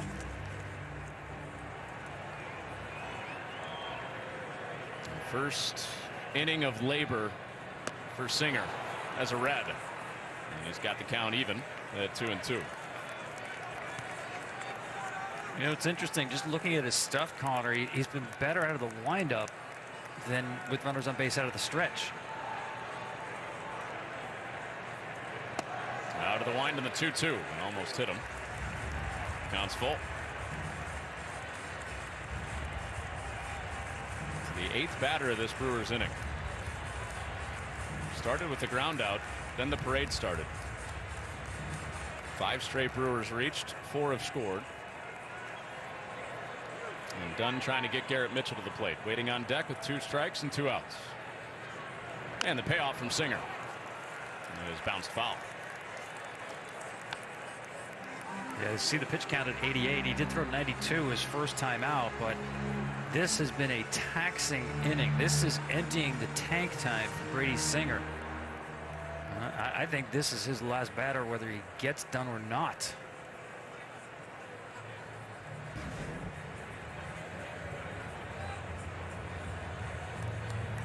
Pat Murphy, the manager for the Brewers, out to see Oliver Dunn fouling that ball hard off his foot.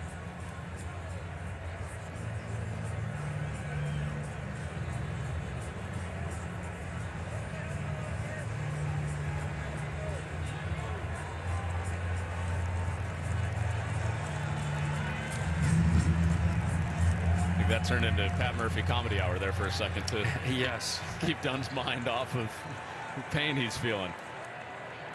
Payoff pitch. And Dunn stays alive again. He got away with another slider hung. It's the third one in this inning. Left up in the strike zone. See the steady stream of sliders in this sequence. That last one was scary, though. That's enough to get you off that pitch. 5 sliders in this sequence, and he goes to the sinker, and once again, Dunn spoils. Great approach. Hitting the fastball so deep, almost hit it out of Trevino's glove so that he doesn't commit with all those sliders. Tendency is to jump out early. He's susceptible to that fastball, but he's letting that ball travel. Good 2-strike approach. Another 3-2, and a wave and a miss. Put 4 to the plate, including Frelick unloading the bases. 2-run game through 5. We might have guys starting to move in our position. From Iraq War veteran Ray Mendoza and Civil War director Alex Garland. When their mission goes wrong, 3 minutes out. Breathe in. the only way out is together. Warfare. Rated R. What's up, Carl Nation? It's your #1 broker with the best full-service wealth management skills in the biz. Actually, I'm seeing something from Schwab. Uh-oh. Yeah, Schwab lets you invest and trade on your own. And if you want, they can even manage it for you. Not to mention, Schwab has a team of specialists for taxes, insurance, and estate planning, all with low fees. We're experiencing technical difficulties. Carl? Schwab, a modern approach to wealth management. Domino's new Parmesan stuffed crust pizza tastes like never before. Because Domino's has never had stuffed crust before. Seriously. But we do now. So get any medium 2-topping Parmesan stuffed crust pizza for $10.99 when you mix and match. Hey, Lexus, show alternate routes. Technology that's ready for the road ahead. The Lexus NX. Honey? But the gains are pumping. Dad, is Mommy a finance bro? She switched careers to make money for your weddings. Ooh, the Asian market is blowing up. Hey, who wants shots, huh? Shots? Of milk. The right money moves aren't as aggressive as you think. Your cheeseburger deserves a nice big slice of our Sargento family legacy. You can taste over 70 years of our family commitment to high quality, real, natural cheese in every bite. You have our word on it, you have our name on it. Sargento, a promise you can taste. We might have guys starting to move in our position. From Iraq War veteran Ray Mendoza and Civil War director Alex Garland. When their mission goes wrong, 3 minutes out. Breathe in. the only way out is together. Warfare. Rated R. Brady Singer, human, 7 shutout in his first start of the year for the Reds. Was rolling right along tonight. And then that 5th inning happens. 4 runs across. Sal Frelick emptied the bases. There's an error mixed in there from Fraley and Wright. And Tom, we've got ourselves a good game now. 2-run game. We go to the 6th. Yeah, absolutely. That was an impressive last out that he did get, though. Brady Singer really pushed that inning especially and had enough to execute that pitch to punch out Dunn. Christian Encarnacion Strand, the first to face Connor Thomas, who's in for Elvin Rodriguez. For 5 innings and 7 runs. Thomas, the long man. Tapper foul. First outing of the year, he got yankied. 8 runs given up in New York over 2 innings. It was that game that the Yankees scored 20 runs in. Into a 2-run ball game tonight. And misses with the changeup. 1-2. Well, you can tell he's got confidence in that pitch. Comes into this game and triples up on that changeup.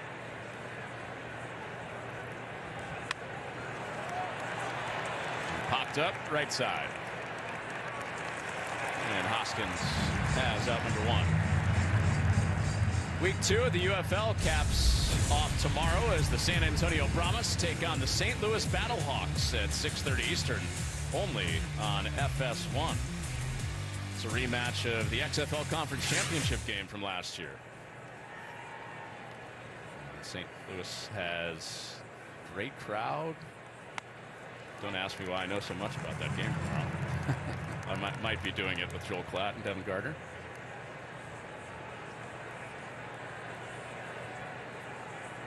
Jake Fraley will try to make up for the error he made in right. The ball got under his glove off the bat of Sal Frelick, and 3 runs scored for the Brewers. Made it a 2-run game. This is a spot in the lineup and a spot positionally the Reds just simply need more from their outfielders. Yeah, well, they had their first home run from an outfielder in this game. They came in last in the major leagues from outfielders hitting 151. Last year, they were in the bottom 3 production from outfielders.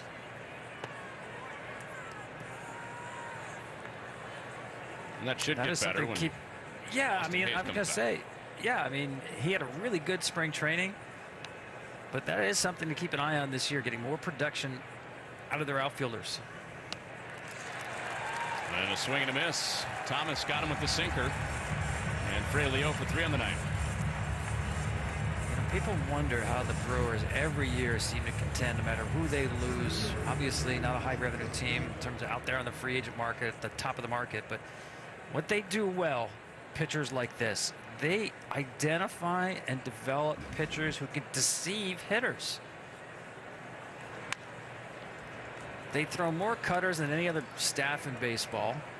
They have the lowest average four-seam velocity.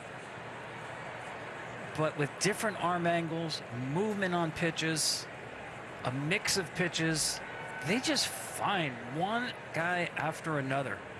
And their stuff plays up, even though if you just brought him to a showcase tryout, you'd go, just okay. Got another one sitting in the minor leagues right now. A pitcher named Craig Yoho, who Brewers fans will probably get to know as the year goes on. It's not quite the airbender, his changeup, but without Devin Williams now, they've got another guy that has what they call a trick pitch. It's basically like a left-handed curveball. Yoho, a right-handed pitcher out of Indiana that they picked up a few years ago. And Thomas, strong bounce back from his outing in New York with a 1-2-3 with 2 strikeouts to keep it a 2-run game.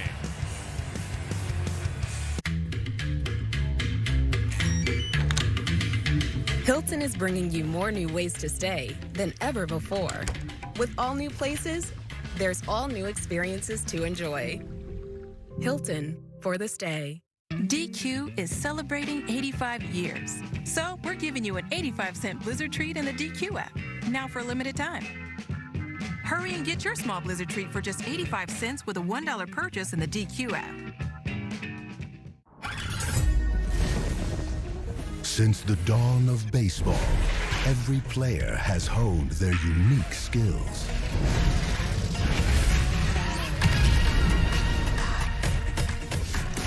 Who from this era will prove worthy of legend?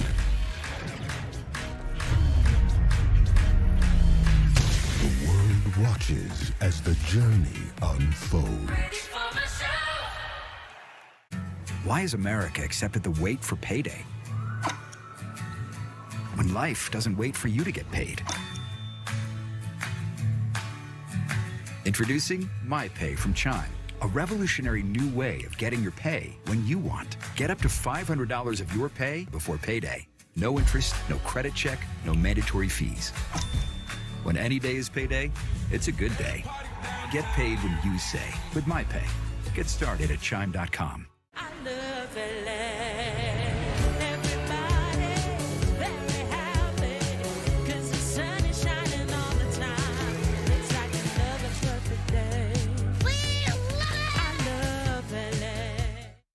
It's lunchtime, and Gary is double booked. Good thing Gary's company uses Otter's AI meeting assistant to take notes and generate a summary. So Gary doesn't miss a meeting and can regain his lunch break. Try now for free. Visit otter.ai or download the app. Before Taylor Rogers was a Giant, he was a Padre, he was also a Brewer. And he's on to pitch against his former club in relief of Brady Singer in the 6th. He's got a very kind of effortless delivery, and He's been very durable out of the bullpen. You see the Brewers will go to their bench here because he is tough on left-handed hitters.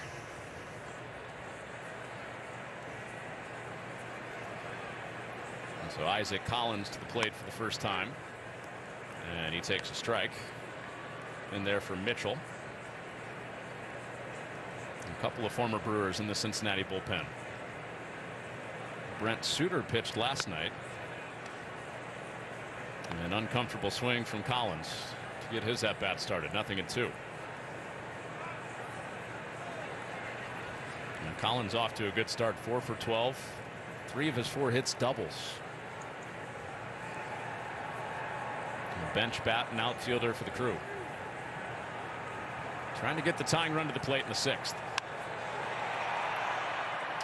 And skies it to center. And Dunn standing there for the first out. Did you catch who won the sausage race, by the way? I didn't, but while I was watching it, I was thinking about that money gun in the Cincinnati dugout. And how many actual dollars change hands based on the outcome of that race? There wouldn't be any line going on, right? No, never. Put one in the cup, take one out of the cup. I always think of Jeff Jenkins when I see the sausage race. It's one of the outfielder, Jeff Jenkins. Yeah, he's one of 3 guys in the history of the sausage race that has the distinction of being a contestant. Former Brewers outfielder. Wait a second. While active? That's a good question. I knew you'd check me on that. I don't know about that. I know Hideo Nomo is also on that list. So Ortiz bounces one into the lap of Candelario's upright without number 2.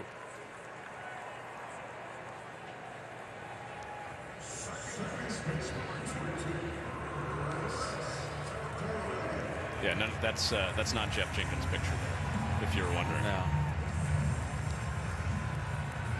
4 home runs to the Reds, 7 runs in the first 4 innings after a week where they've lost 4 one-run games in a row. TJ Friedel 3 for 3, leading the Reds, but 5 unanswered for the Crew.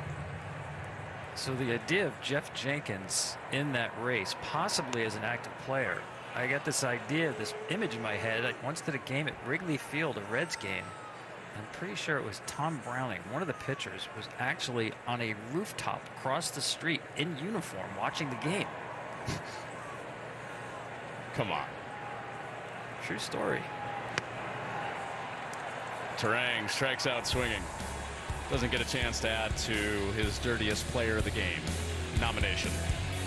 2-run game through 6. This year, I'm trying to ace my college bets on FanDuel. So I'm here with somebody smarter than any professor I ever had. What's up, Chuck GPT? What's up, Chuck IRL? What do you think about this parlay? It's great, but why don't you use me for something you really need help with? What does Charles Barkley really need help with? Hundreds of results found. Uh-oh. Pronouncing alma mater. What? Remembering that there's no East Virginia. Conflict resolution. Free throw percentage. New customers bet $5 to get $200 in bonus bets if you win. FanDuel, America's #1 sportsbook. Learning the players' names. Today we recognize the soldiers before you for the successful completion of their basic training. This time we would like the family members and loved ones to move forward and put on your soldiers' Army 1-star badge.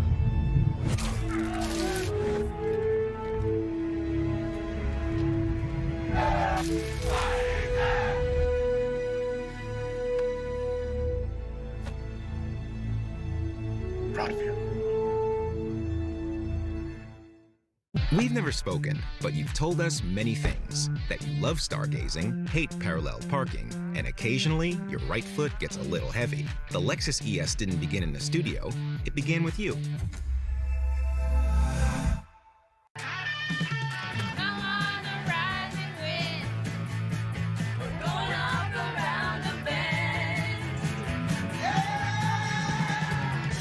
Plan your road trip in the ultimate playground at visitcalifornia.com.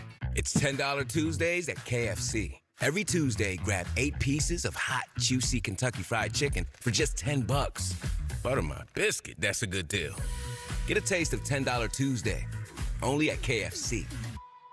In the off-season, I'm a male hand model. Now I have Relax Fit hands-free Skechers slip-ins. There's no bending down and no touching. I kind of love not using my hands. Come on, Andy. I'm out the game. Try Relax Fit Skechers slip-ins. Stream MLB Network 24/7 for the entire season, plus live audio for all 30 teams with no blackouts. It includes access to minor leagues, MLB beginning, and available pregame and postgame shows. Visit MLB.com/@bat for details. A lot of Jackson Churio fans in this park.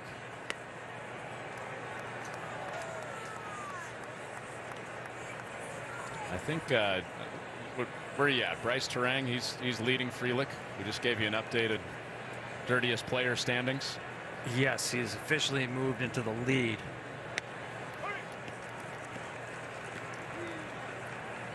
Frelick should have slid on his bases clearer. Exactly. He didn't have to slide, but if you want to beat Bryce Terang for dirtiest uniform, you should have slid. Long way to go, though. And I still don't see grass stains, so we need someone to make a diving attempt on the grass. Well, both guys good picks to do that, both Gold Glovers. Terang got his platinum glove last night, and Trevino having a good night at the plate. Swinging bunt single, 2-run homer, now a walk.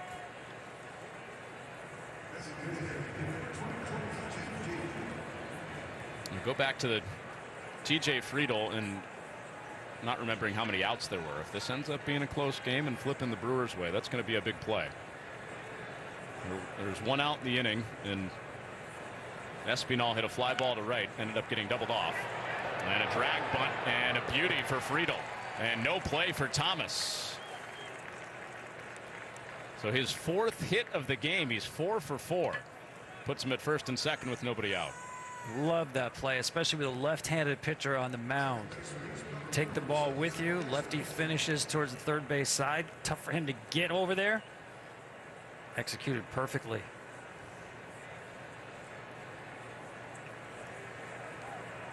We got a new contender here. We missed that on Friedel's jersey and uniform. The dirt quotient there, pretty good. That's a little faded. I think he took the Tide stick to it. Well, he's got the road grays, so it doesn't stand out as much. We're getting deep into this. The contrast of the uniform. Hey, if you want to be the dirtiest, you got to stand out. Plus, he's got those pants very high, so there's not as much dirt shown. 1-1 to Espinal. Goes out to right. Could this be the dive? No. With Churio out and right, he had a chance to join the party. And it's a base hit to load him up for the Reds.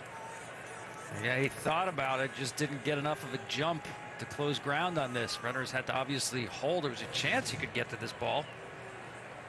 And just kind of an excuse me swing right here. Served it out to right field. Once the runners, he's got a hold here.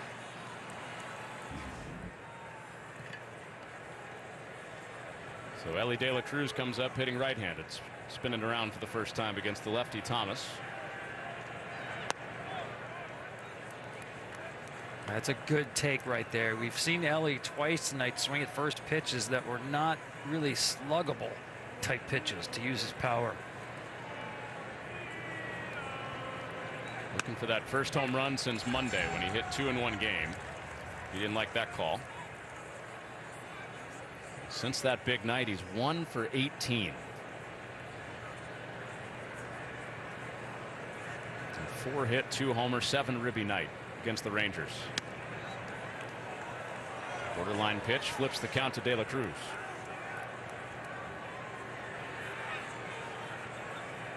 He's had some big moments in this ballpark. It was right here in Milwaukee where De La Cruz stole second. Then he stole third. Then he stole home. 3 straight pitches. Well, with nobody out, Milwaukee has to play the infield back here. You have to defend against the big inning right here. 2-2 to the powerful De La Cruz is down in the dirt, 3-2.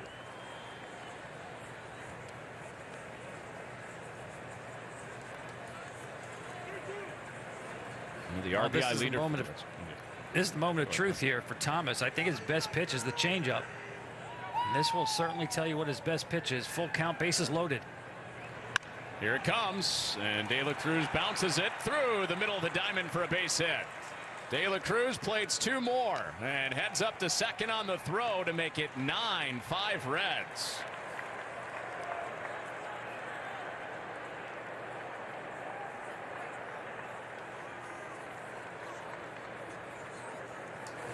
Difficulty with throwing the 3-2 cutter here is you're throwing it as a strike. That's in the zone the entire time, not even a backdoor cutter. That's going to be put in play, that pitch, 100% of the time.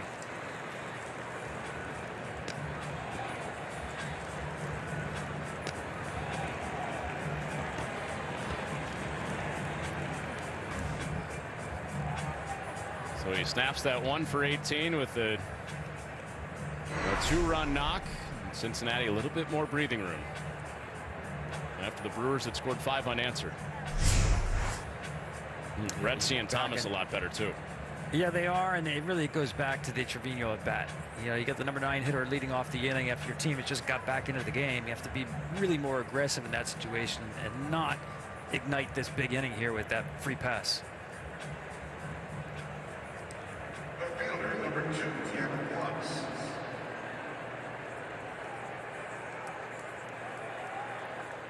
Gavin Lux started the scoring tonight for the Reds. RBI double in the first. And he bounces one to the left side. Ortiz playing shallow, or excuse me, Dunn playing shallow, and he throws him out. And there's the first out.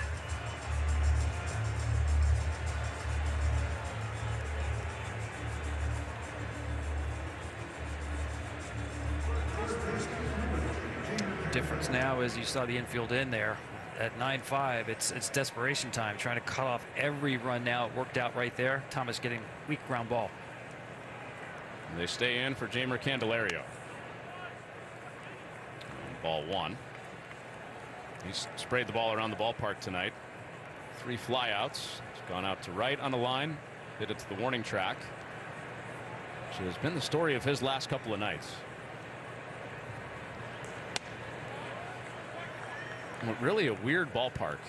If this makes any sense at all, I promise this is truth. But this is a home run friendly park that is also a pitcher's park, which is an oxymoron. But that's how it played last year, and it's played that way in this first homestand for the Brewers.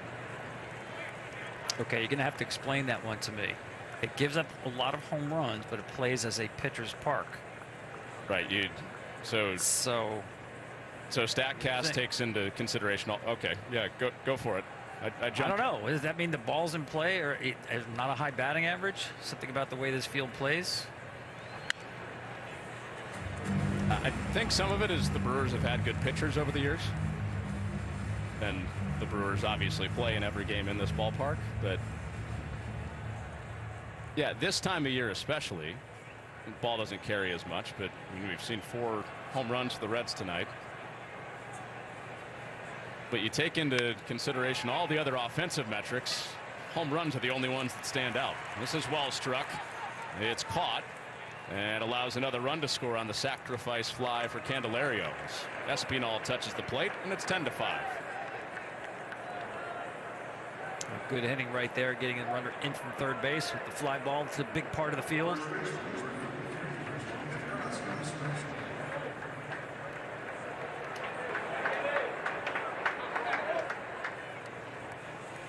Tom, tonight I'd say it's a hitter's park. I mean, that's pretty clear by the score. Yeah, I would agree that in general the ball, maybe not in April, but generally I always thought the ball carries well in this ballpark. It's certainly carried well for this guy. And Christian Encarnacion strand off his face on the video board with a home run his second time up. 1-0, 1-0, 1-0, 3-2 last night. Didn't score until the 8th inning. And the climax, or really the valley for the Reds, was there being no hit late into the game last night.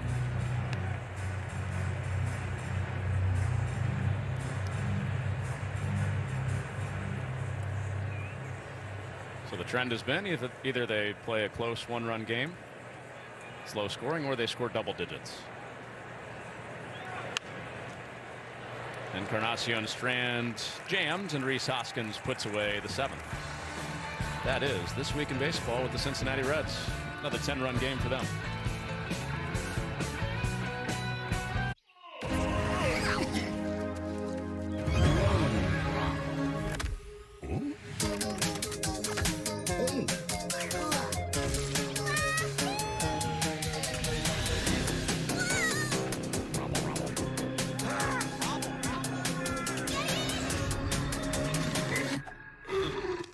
McDonald's meets the Minecraft universe with 6 new collectibles in a Minecraft movie meal. This is Roundup for Lawns. This stuff works. This stuff kills weeds down to the root without killing your lawn. This stuff works on dandelions, crabgrass, clover. This stuff works for up to 3 months. This stuff works guaranteed or your money back. This stuff works on big lawns, small lawns, and I guess you can call that a lawns. This stuff works without killing your lawn. This stuff works without killing your weekend. This stuff works for the rookies and the seasoned pros. This stuff works in Knoxville, Bronxville, Rockville, Marysville. This is Roundup for Lawns. This stuff works. When you want bedtime to be a good time. Good night, sweetheart. It matters where you stay.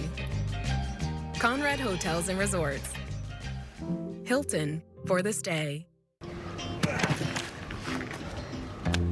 We're all unreasonable about something. For us, it's creating an uncompromisingly delicious bourbon. Handcrafted, consciously made. Maker's Mark. Perfectly unreasonable. My Zen garden wasn't comforting enough, so I added peanut butter M&Ms. So creamy. And comforting. Hey, leave my Zen garden alone! Well, that's not very Zen of you. I'm a work in progress. Peanut butter M&Ms. Upset stomach? Iberogast. Indigestion? Iberogast. Bloating? Iberogast. Thanks to a unique combination of herbs, Iberogast helps relieve 6 digestive symptoms to help you feel better. 6 digestive symptoms, the power of nature. Iberogast. Play Ball is baseball's global youth initiative to highlight the fun and accessible ways to play our great game. To learn more, including how to find a league near you, go to playball.com.org. Let's do that again. Go to playball.org and follow @playball on X, Facebook, and Instagram. Scott Barlow is into the game for the Cincinnati Reds, and Churio flies one on the infield. It's playable for Espinal, and quickly one out for Barlow out of the Reds pen. Lots of soft contact and lots of non-contact for Barlow last year. Missed a lot of bats, low exit velocity against him, and a soft fly out for Churio to set up Christian Yelich with one out. He spins the ball so well. We'll see between. I mean, it's hard for me, Connor, to really delineate between them because you can throw them at different speeds with different breaks. In terms of, you want to call it sweeper, curveball, slider, you take your pick. He's got the ability to move the ball on the axis so well. So what are you going to call that one? Are you going to invent your own pitch now? The slurry Viper? You know, it's funny. I was talking to Murph about this today, that today's game, that's a slider, where we talk a lot about the velo, and of course that goes up every year. It's average four-seam velo now is over 94. But now, like even Paul Skeens is adding pitches. It's about the ability to make the ball move different ways at different speeds. Yelich down the line. Well, there is a new name and label for the changeup. I'm sure you've dove into that a little bit. The kick change. The kick change, yes. It's amazing what they can do in a lab. Mm-hmm. One of the first labs I heard of was when the Milwaukee Brewers spent $1 gazillion to put one in their spring training complex in Arizona. And that was and still is off limits to anybody but essentially team personnel. Lots of secrets in there. Yeah, I know an owner of a team came by their complex, was thinking about redoing their complex, and took a tour of the Brewers facility. And when they got to the door of the lab, they said, can't go in there. Payoff is fouled off. Yelich stays alive. Top secret. Even the owner of another team couldn't go in there to see what was going on back there. Well, then you got to have like a no phone rule, and you can't be putting this on your Instagram story for the players. And as Yelich walks, he's on with 1 out here in the 7th. But guys get traded, guys leave in free agency. Like what's in that lab is eventually going to get out. No question. I mean, there's very few proprietary edges in the game anymore, and if you think you've got one, wait about 5 minutes.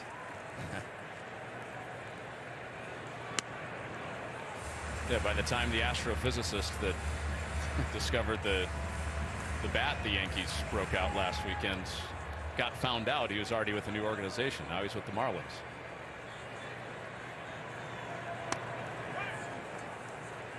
And the error for a strike.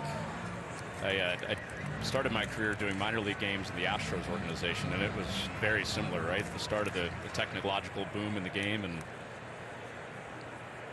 there were some closed door meetings about, the high-speed cameras had just gone up in the ballpark, and it was very much like the big league clubhouse, which isn't always typical in the minors, where clubhouse access was closed for a certain time during the day. Contreras lays off 2-2. It is amazing, the number of analysts and specialists that teams employ these days.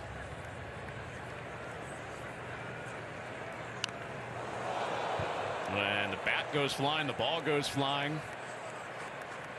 And maybe a little extra pine tar needed for William Contreras. Whoa.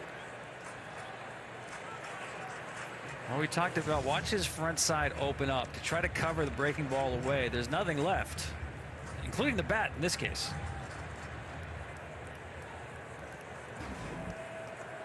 Good hand eye from the fan with the popcorn. Hanging on. 2-2.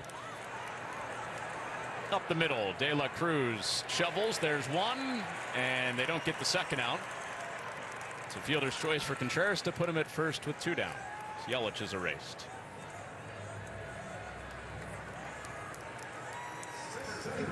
I love the hustle. 10-5 game, 7th inning.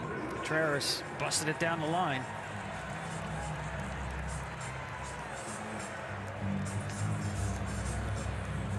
So he keeps the inning alive for Sal Frelick. Hits in back-to-back at-bats. And there's a strike. Kind of in the same vein of the technology we were talking about, the labs and high-speed cameras, all that stuff that's gone up. Sal Frelick, was exposed to some of that at Boston College when he played there, and he came to his first Brewers spring training in 2023, and Pat Murphy, now his manager, was his bench coach at the time, and introduced himself to Frelick as the video guy. Murphy, who's been around the game for a while. Frelick almost got hit by this pitch.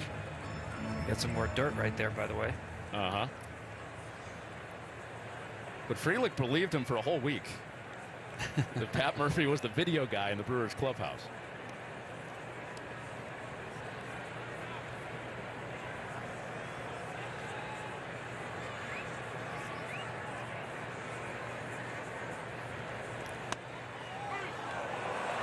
And a high strike call.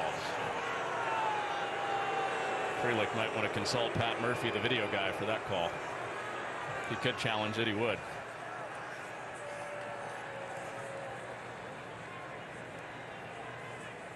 Two coming with 2 outs and Contreras at first, and Frelick pulls it down the line for his 3rd hit of the night, all down into that corner. And Frelick turns for second, and he's in there with a double. The ball skips away, but it's backed up.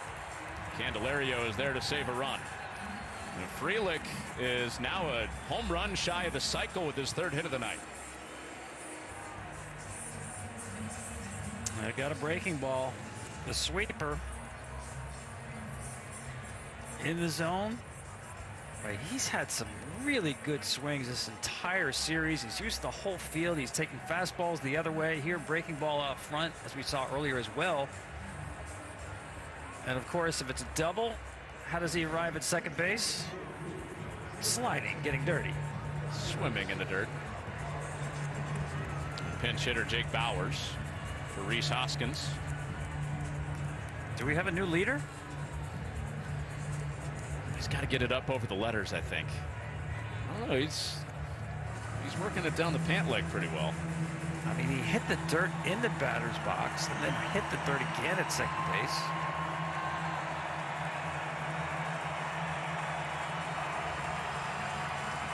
Your reel to become a fashion show judge is...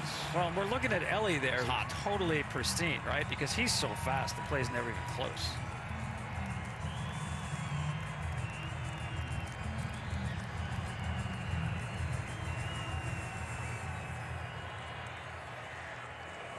So here's Jake Bowers pinch hitting, who's a two-way player, I think you could call it at this point of the season. He's pitched twice. Got called on to pitch twice on opening weekend against the Yankees. He's not actually a two-way player. Play some first base, play some outfield. But it's felt that way early in the year. Trying to bring the Brewers a couple runs closer with 2 out there in scoring position. Barlow misses upstairs, 2-0.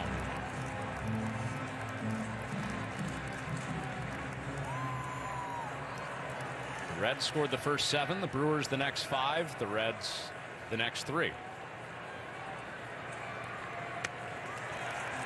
Game of runs fitting on Final Four night. Well, it's a 3-0 count, and I'm going to let him swing here. I mean, Jake Bowers, what he does well, pull side, get the ball in the air, and that's exactly what he's looking for here. He's got anything middle, let it fly. Oliver Dunn waits next. And Oliver Dunn hits now with the bases loaded on a 4-pitch walk.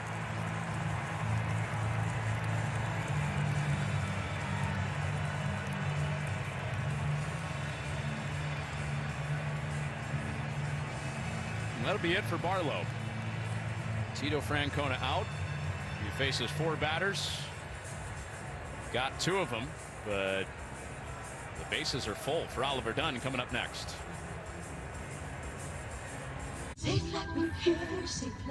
Sadly, windshield chips can turn into windshield cracks. But at least you can go to SafeLight.com and schedule a fix in minutes. Sweet. SafeLight can come to you for free. And our highly trained techs can replace your windshield right at your home. SafeLight, SafeLight. Don't wait. Go to SafeLight.com and schedule now. SafeLight repair, SafeLight replace. Taxes was feeling so stuck. Now Taxes is having a TurboTax expert who does your taxes from start to finish. While you check in anytime and get the most money back on your time. Now this is Taxes.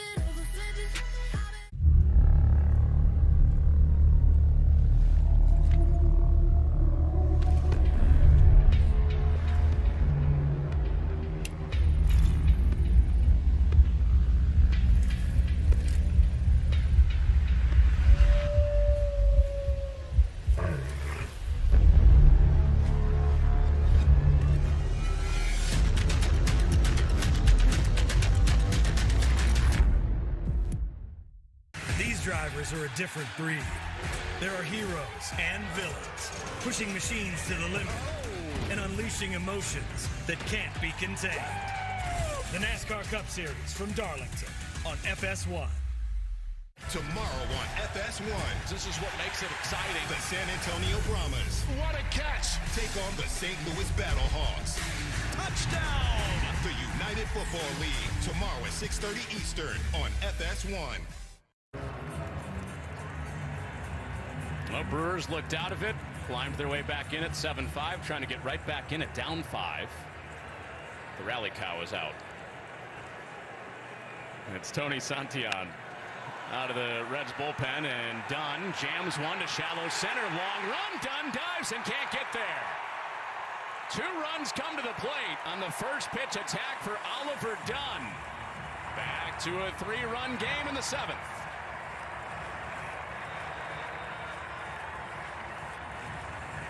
It's interesting. I thought Francona made the move to match up the power pitcher, the fastball of Santillan on Dunn. A breaking ball first pitch. Didn't hit it well, but again, breaking ball in the zone. It found grass. Huge hit in this game.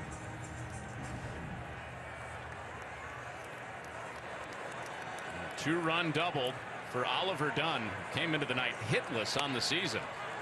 And now Collins takes a high strike. And Laz Diaz has given that twice in this inning. That's why you hear some of the boos from the Brewers crowd.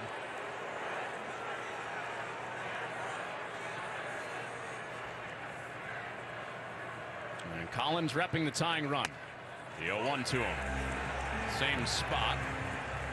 Different call. 1-1. You see how Trevino tries to steal those pitches by just a little bit closing the fingers down on top of the baseball. Didn't get that one. 1-1 to Collins.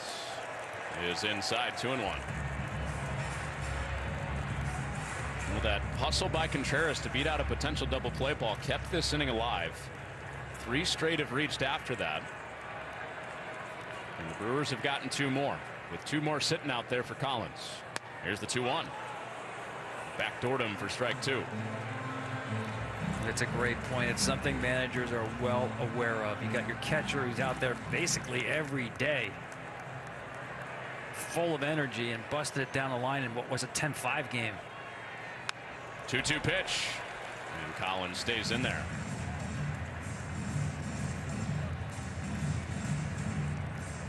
Collins came in to pinch hit for Garrett Mitchell last time through the lineup. Stayed in to play left field.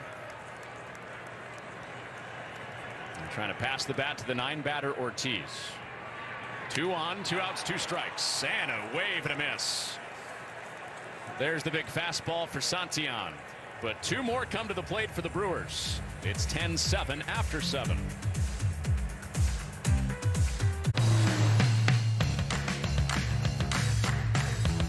You never want to lose your edge. And the Lexus RX completely understands that.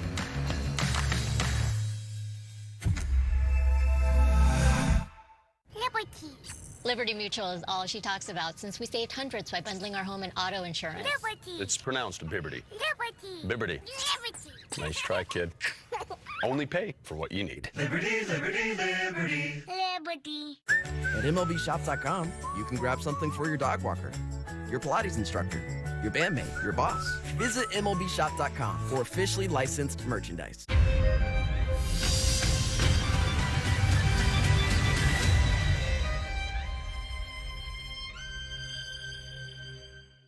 Does your wife know you spent over $600 on takeout? We're busy. We don't have time to cook. Okay, but do you know you're also paying for a meal kit on top of that? Wait, really? Look, just get Rocket Money. It shows you all your expenses in one place, and it even tracks your subscriptions. And any subscription you don't want, which features a lot you don't need, you can cancel right in the app. So you mean I don't have to call customer service to cancel? Nope, no hold times or anything. And we'll even try to get you a refund for the money you spent, which I'm sure your wife will appreciate. Downloading Rocket Money right now. Dad, I'm a genius. I figured out how to make us penguins fly. That's going to be tricky without wings. Exactly. That's why I've got Red Bull. It gives you wings. All we have to do is drink it. And how? Come on, Dad, just drink it. But why? Why? It's 40 degrees below. Do you think we're standing here for fun? Red Bull gives you wings, but only if you drink it. Aww.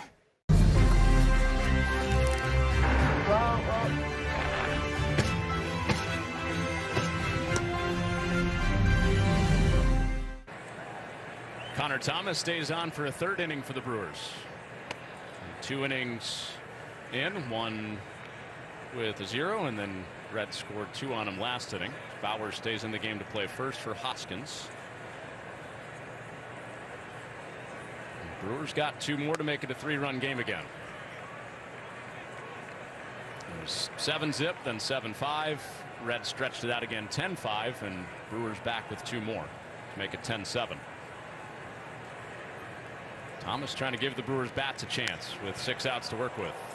Fraley rolls one off his foot. Oh, goodness.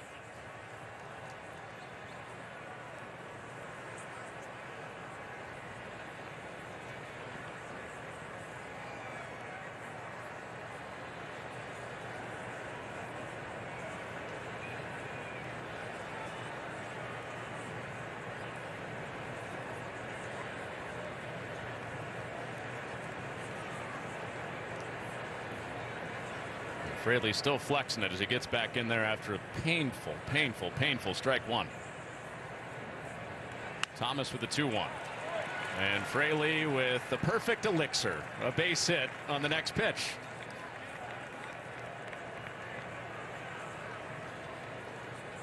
Yeah, nice job. You know, Fraley has not really hit lefties in his career, but he hung in there nicely on that cutter. And once again, Cincinnati gets the leadoff batter on base. Well, that might be the thing to get him going. Fraley needed it. We talked about the outfield production for the Reds. Guy standing at the plate has started that trend for the Reds tonight. Blake Dunn with a home run his first time up.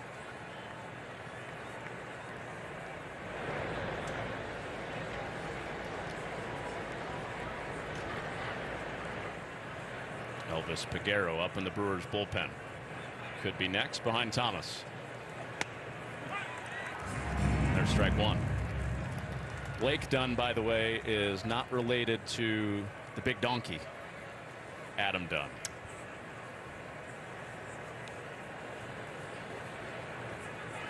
One of the great nicknames in baseball. Right up there, I think, with El Caballo. Carlos Lee, who played left field for the Brewers for a while. Adam Dunn had all those 40 home run seasons early in his career for the Reds. And a swing and a miss by Blake Dunn. One away for Thomas in the 8th. No relation to Oliver Dunn either, correct? Correct. This is a Dunn game. Dun da dun dun.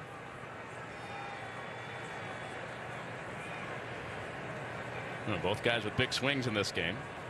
Same with Jose Trevino, 2-run home run in the 4th. And that's up and out, 1-0. You see, Jose Trevino already got a special locker at Great American tell Ballpark. Me about it. So the Reds at Great American Ballpark have a specific locker for a veteran that shows leadership, has a great reputation, and Trevino, coming over from the Yankees, got it right away. Same locker that Barry Larkin had, Scott Rowland had it, and for years Joey Votto. That's how highly they think of Trevino already. Big bouncer up the middle of the diamond. Terang with a shovel, but Ortiz whiffs on it. Could have been 2, would have been at least 1. Instead, they get no outs, and they're at first and second with 1 away.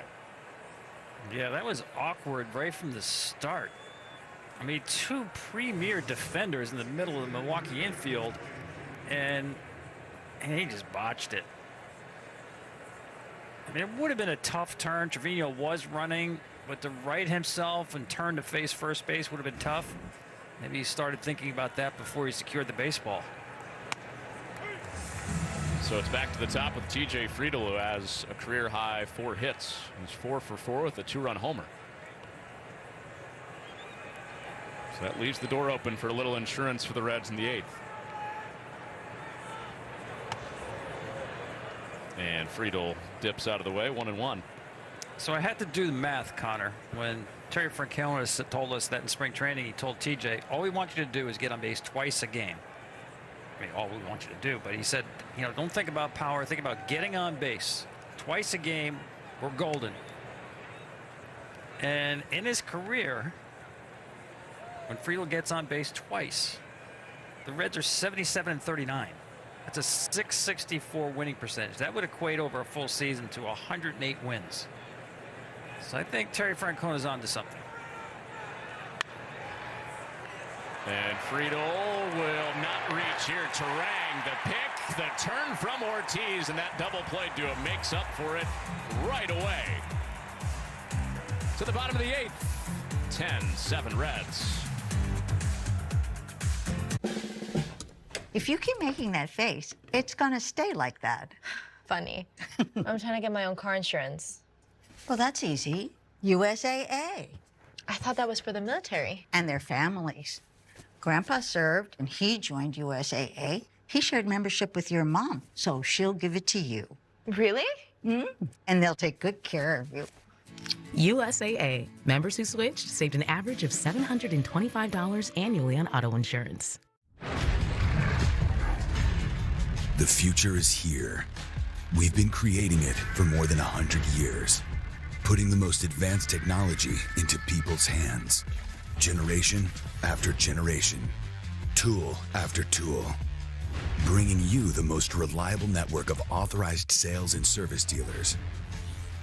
Always moving forward. We lead, others follow. Your cheeseburger deserves a nice big slice of our Sargento family legacy. You can taste over 70 years of our family commitment to high quality, real, natural cheese in every bite. You have our word on it, you have our name on it. Sargento, a promise you can taste.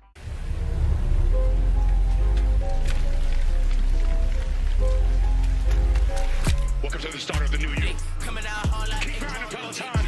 Everything. That's the way you push through, baby. Proud of you. Next Saturday on FS1, reigning MVP Aaron Judge leads a reloaded Yankees lineup against the Giants. Next Saturday at 3 Eastern on FS1. Before the Masters, the biggest names in golf are on Fox. Koepka, DeChambeau. How about DJ, Rahm, Phil?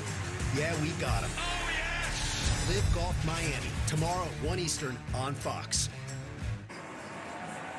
Tony Santillan stays on to work the bottom of the 8th for the Reds, who lead it by 3 runs. It's a slick double play. The Brewers just turned to get out of that top half of the inning. Joey Ortiz made the turn, made up for an error on the play earlier.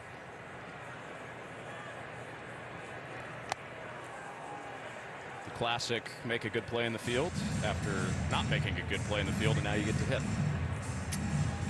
If he wants to get on base, you got to stay off that pitch. Santillan lives up there in that four-seam fastball. It's tough to catch up top rail. Then he goes bottom rail.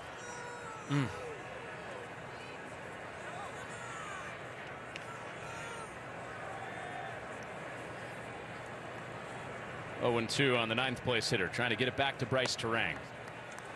And lays off the slider, 1-2. We haven't seen it yet from Ortiz with what Rhys Hoskins expected to be a breakout season on offense for Joey Ortiz. No question about his defense like we just saw.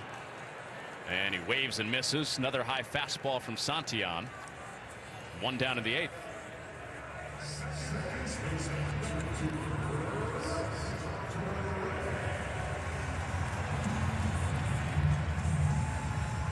Well, the Brewers hope they've found their double play combination for a long time with the guy we just saw, now with Turang at the plate. Those two were interchangeable, shortstop and second base in spring training. And if Turang had not injured his shoulder, he might be the shortstop. Might be Ortiz at second and Turang at short, with Willy Adames now on to the Giants. And Turang slices one foul on 97. Well, it's what the Brewers do so well, right? They're really athletic, rangy on defense. One of the best defensive teams the last couple of years. I expect that will be the same this year.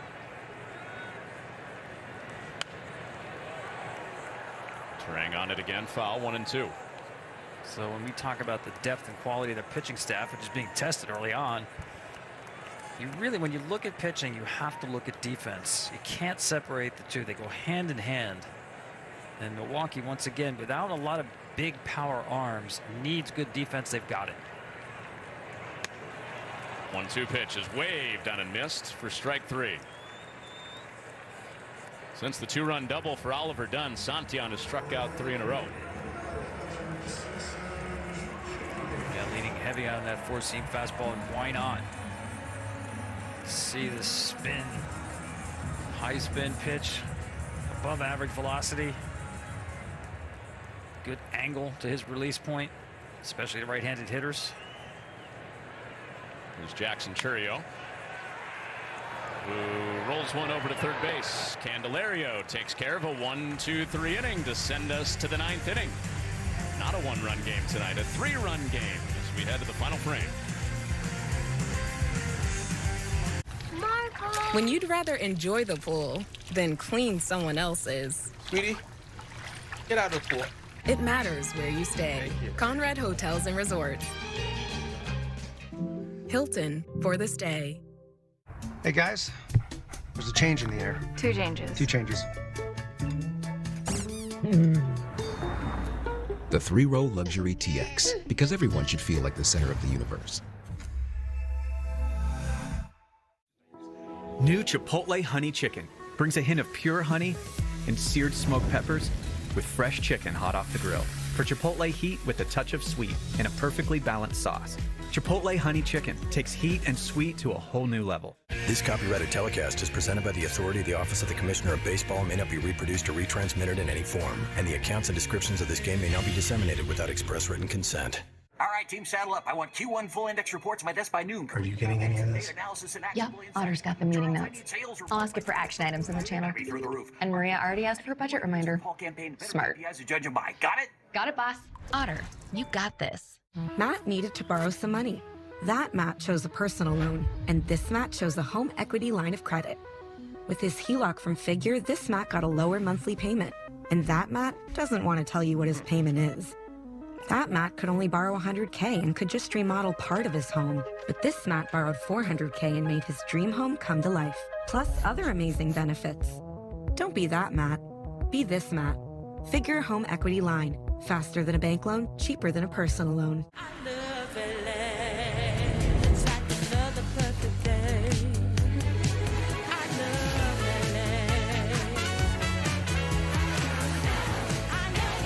Nothing like it. And Connor Thomas has turned into the piggyback starter tonight for the Brewers. This is his 4th inning in relief of Elvin Rodriguez, and he tries to give the bats a chance in the bottom of the 9th. 2, 3, and 4. Espinal, De La Cruz, and Lux, and a high fly ball to start this top of the 9th. If Thomas can do that, there's a chance. Just looking ahead here, if the first 2 Brewers reach in the 9th, Sal Frelick would come to the plate as the tying run, which would mean with a home run, he has a chance for a game-tying, cycle-clinching home run. So there's your reason not to change the channel. Foul ball for strike 2 on Espinal. I'm going to stick around now. Oh, you were going to leave me? Hey, you laid out that scenario. Why not? Makes perfect sense. It's been a crazy game. Well, that's some more craziness. Tell your friends. Bring them on over. FS1, place to be right now. Espinal into left for a base hit. And it travels all the way to the wall past Collins, and Espinal has a stand-up double. Let's go to Mike Hill for a game break back in the LA studios. All right, guys, coming up after the game, see how Roki Sasaki performed in his 3rd start for the Dodgers in Philly. Plus, Jacob deGrom takes on the Rays. And what's the deal with the torpedo bats and all the offense? We got one in studio to show off what makes it so special, or is it special, Connor and Tom? Tom, your thoughts? Is it special? That's a great question. It's a great innovation, but the effect of it has been wildly overrated. Ellie De La Cruz with a diving play, done to his feet, and throws out De La Cruz. That keeps the Frelick cycle game tying situation alive. A base hit for a run would not have. Hang a star on it for Dunn at third. That was a sweet play. This ball is a rocket. Dive, get up quickly. You know that clock in your head is working quickly with De La Cruz running down the line. Terrific play.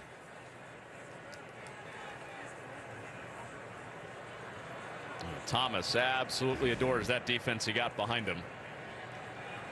That's what we were just talking about with Terang and Ortiz, the double play duo. They can pick it all over the diamonds. Brewers back-to-back years have won the Team Gold Glove Award for the best defense in baseball. Gavin Lux takes a sweeper for a strike.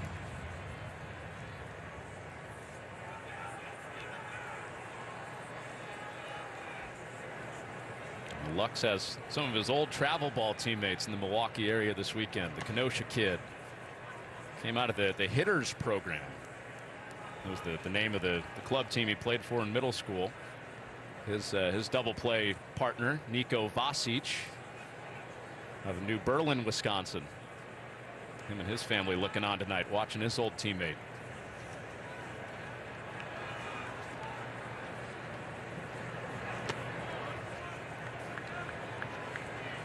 Wisconsin has kind of become a sneaky baseball factory, especially that program that Lux came out of. Owen Miller, who played at Illinois State and then into the Padres organization, came out of that same program. Ben Rortvedt has made it to the big leagues.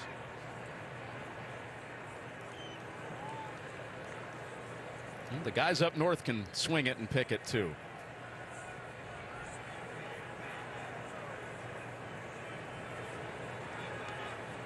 Next up, we just got to get University of Wisconsin to bring baseball back. Yeah. The only Big Ten team without baseball.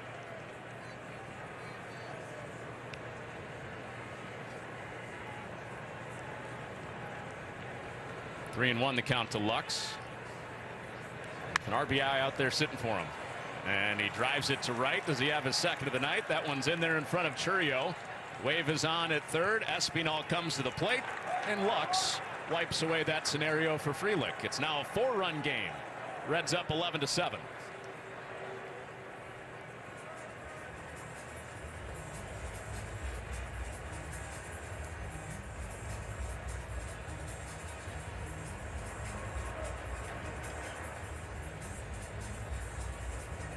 Great job for Thomas. Came into a 7-0 game, gives the Brewers some length, but his night ends 2 outs shy of getting him through the ninth. Here comes Peguero next.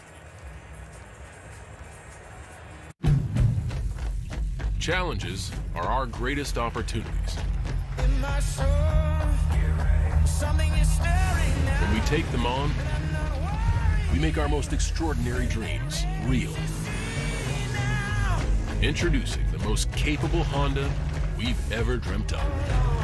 The all-new Passport Trail Sport.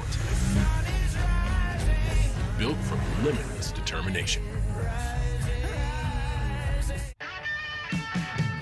Wait, there's a place up ahead. Oh, we're going. You coming? As fast as my feet can fly. Bring a song and a smile for the dino. Oh yeah, these look good. Hey, let's hitch it up and head out. Where the neons turn to wood. Come on the rising wind. We're going off around the bend. Plan your road trip in the ultimate playground at visitcalifornia.com. I'm the voice inside your head. And while you're typically athletic, right now, you're pathetic. Rick. And once you start listening to me, it's gonna be hard to stop. Shank.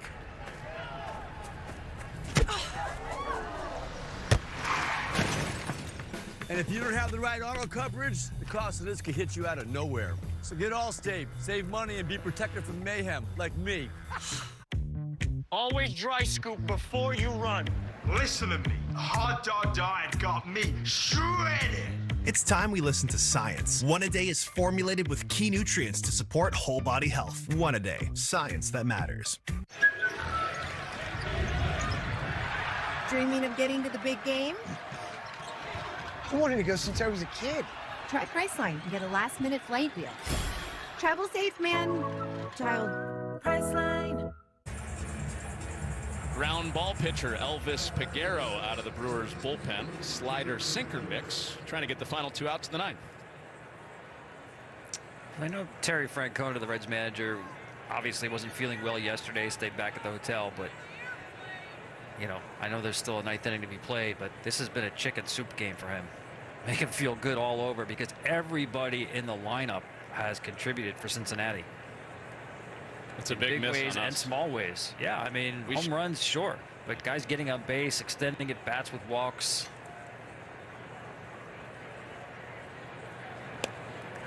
That should have been our first question to him. Are you a chicken soup or a tomato soup guy to get you right after not feeling well?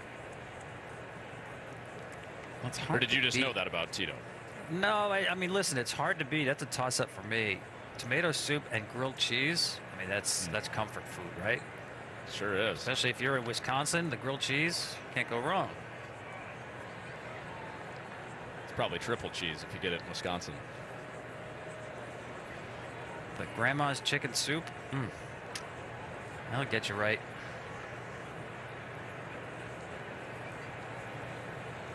Oh, 1 to Candelario. Is that your grandma's chicken soup, or you're just saying? Oh yeah. General. Oh yeah. Any grandmother's chicken soup. Yes, I can only speak from experience, but I would think anybody's. Tom Verducci is not knocking on random grandmother's doors and asking for soup. Please. Got it. Candelario strikes out swinging. And they're 2 away in the 9th.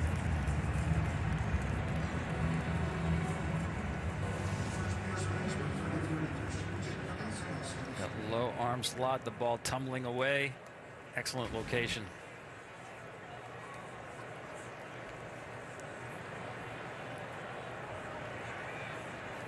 Christian Encarnacion Strand, 1 for 4, homered on a deep drive to center field, his second time to the plate. I bet if we asked Tito that soup question, he would have come up with something witty about offense for us. How a night like tonight would be the better cure. I'm sure there was some baseball-ism floating around in his brain to answer that question with. Ground ball to short. And Ortiz retires the side. It's a 4-run game, but Sal Frelick has a chance at the cycle. He's due up 3rd in the 9th as the Brewers try to come back.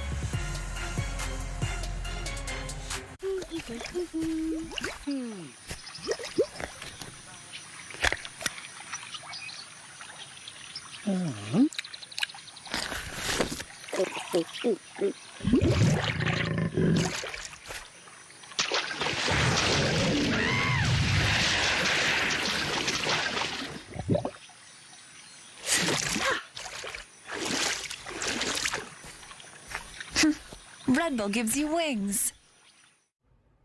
When I started Walton Goggins goggle glasses, I needed a website. Figuring out how to make one was pretty hard on the old noggin. But with GoDaddy Aero, I can just tell it what I want. And it uses AI to make a website so fast it pretty much blows my noggin. This is working. With a beautiful design that'll blow my customers' noggins. Which allowed me to focus my noggin on making more goggins to put on their noggins. Which were just metaphorically blown. Look like you know what you're doing at GoDaddy.com. Coffee Mate is the world's biggest coffee lover because we biggest love. coffee lover? Huh? Impossible. Well, Coffee Mate loves all the ways you enjoy Biggest coffee lover? I flew to Thailand for this. We have flavors from all over the world. I love iced coffee so much. I lost 2 fingers. Wow. Well, We need our little coffee treats, even if it means we'll never afford a house. what I'm trying to say is. Okay, maybe we're the second biggest coffee lovers. Hey Lexus, show alternate routes.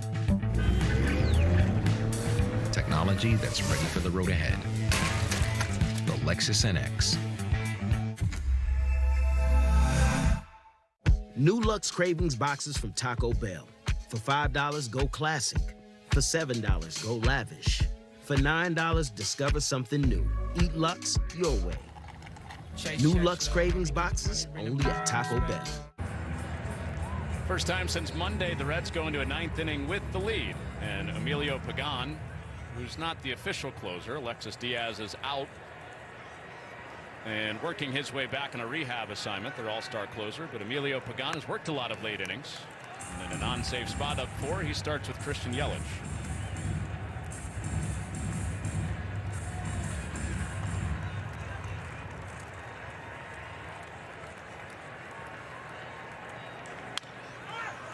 And Yelich yanks one on the ground to first. Encarnacion Strand with the backhand. And there's one away.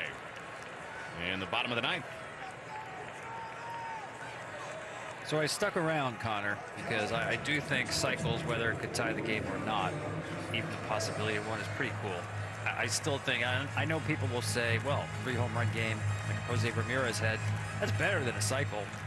Yeah, but it's not as unusual. And I just like the anomaly of a cycle.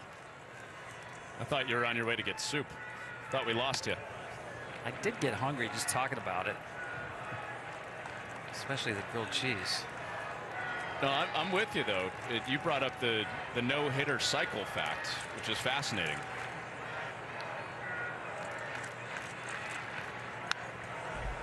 William Contreras, 1-1. Yeah, I wasn't sure whether we've had more no-hitters or cycles. It runs pretty close. So when you think about it, a cycle being as rare as a no-hitter, that's pretty cool. I mean, Carson Kelly got one this year, the first of the season, the catcher for the Cubs. And you have to go back to Mark Grace, like more than 30 years ago, to find a Cub who hit for the cycle. And of course, it was a catcher that did it. Of course. The first ever cycle in a major league game in Sacramento. By the way, Sal Frelick is on deck. That's who's going for the cycle. Triple, single, double his last 3 at-bats. And no matter what, he'll get a chance here in the 9th.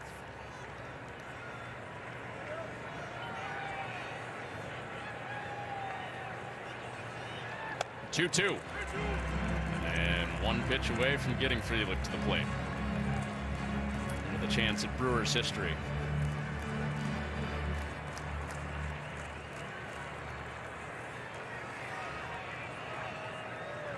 Payoff pitch from Pagan to Contreras. Here it comes. And it's ball 4. So Frelick will look to cut the Reds' lead in half with some history. Needing the home run for the final part of the cycle. The last 3 Brewers cycles have come against the Reds, all from Christian Yelich. That's pretty amazing. First pitch to him is cut on and missed. You know, Ellie De La Cruz the other day had a chance to cycle, and Tito Francona was asked about it. His answer was, yeah, I watched the game. I was thinking about it.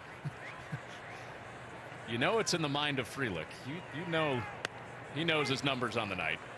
But he's behind 0-2. Well, he's in survival mode right now with 2 strikes, though. The team down 4 runs. Just try to find a way to fight your way on base here. Just 5 career home runs in 210 big league games. So it would be rare, especially with 2 strikes. The 0-2. And he lays off. 1 ball, 2 strikes.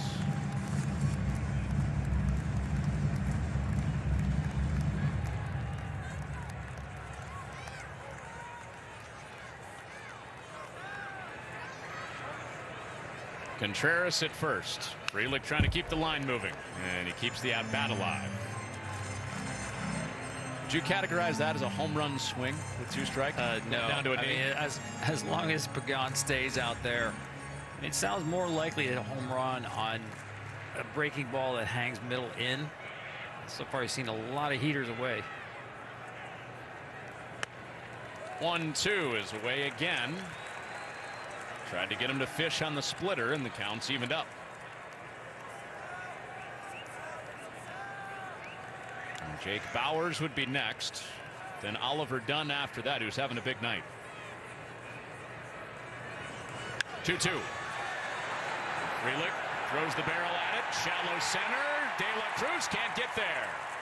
What a two-strike battle for Frelick. It's his 4th hit of the night. No cycle. But now the tying run is on deck for the Brewers. Yeah, this guy is just so locked in. The splitter, not a bad pitch. Just great hand-eye coordination. Watch him sink into his legs. Buy himself a little more time.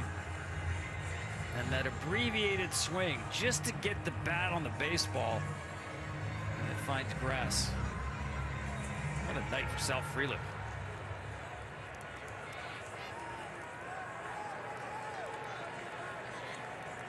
So Frelick with a 4-hit game. TJ Friedel with a 4-hit game for the Reds. And Jake Bauers takes ball 1.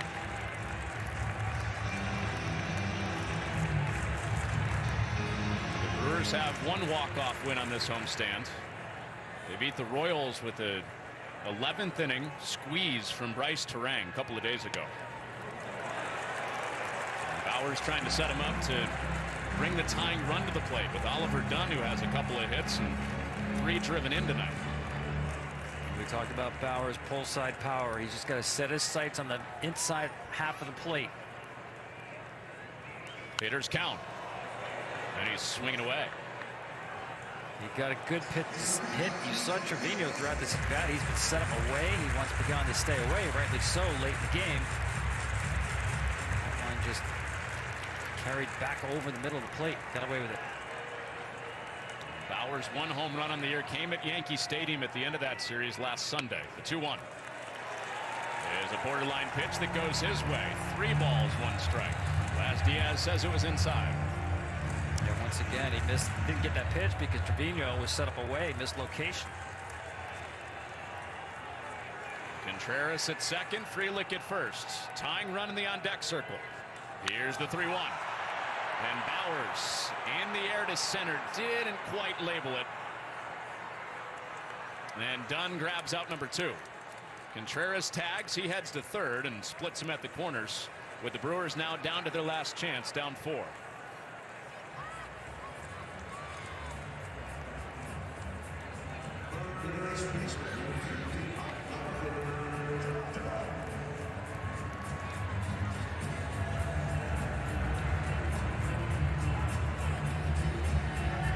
Oliver Dunn working on a 2-hit, 3 RBI night. We'll try to keep this game going. Collins and Ortiz due up at the bottom of the order. And if he can keep it rolling. Pagan trying to shut the door and end the 4-game losing streak for the Reds. First pitch to Dunn. There's a high towering drive deep down the right field line, but foul. Right distance, wrong shape for Dunn. Yeah, got away with that one.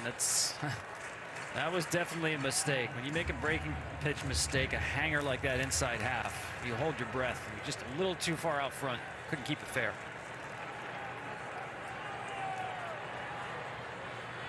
Pagan's 0-1.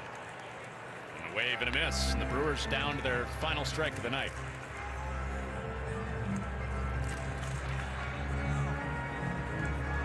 Defensive indifference has Frelick at second. So first base open.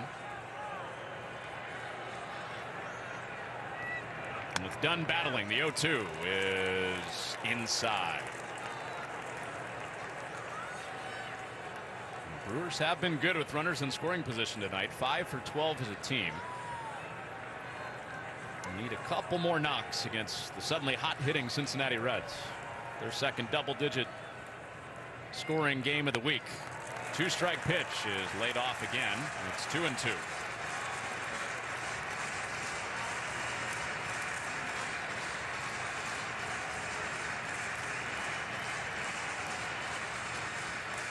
Well, Pagan's been trying to dot that outside corner, but he's been pulling that 4-seamer on the inside half.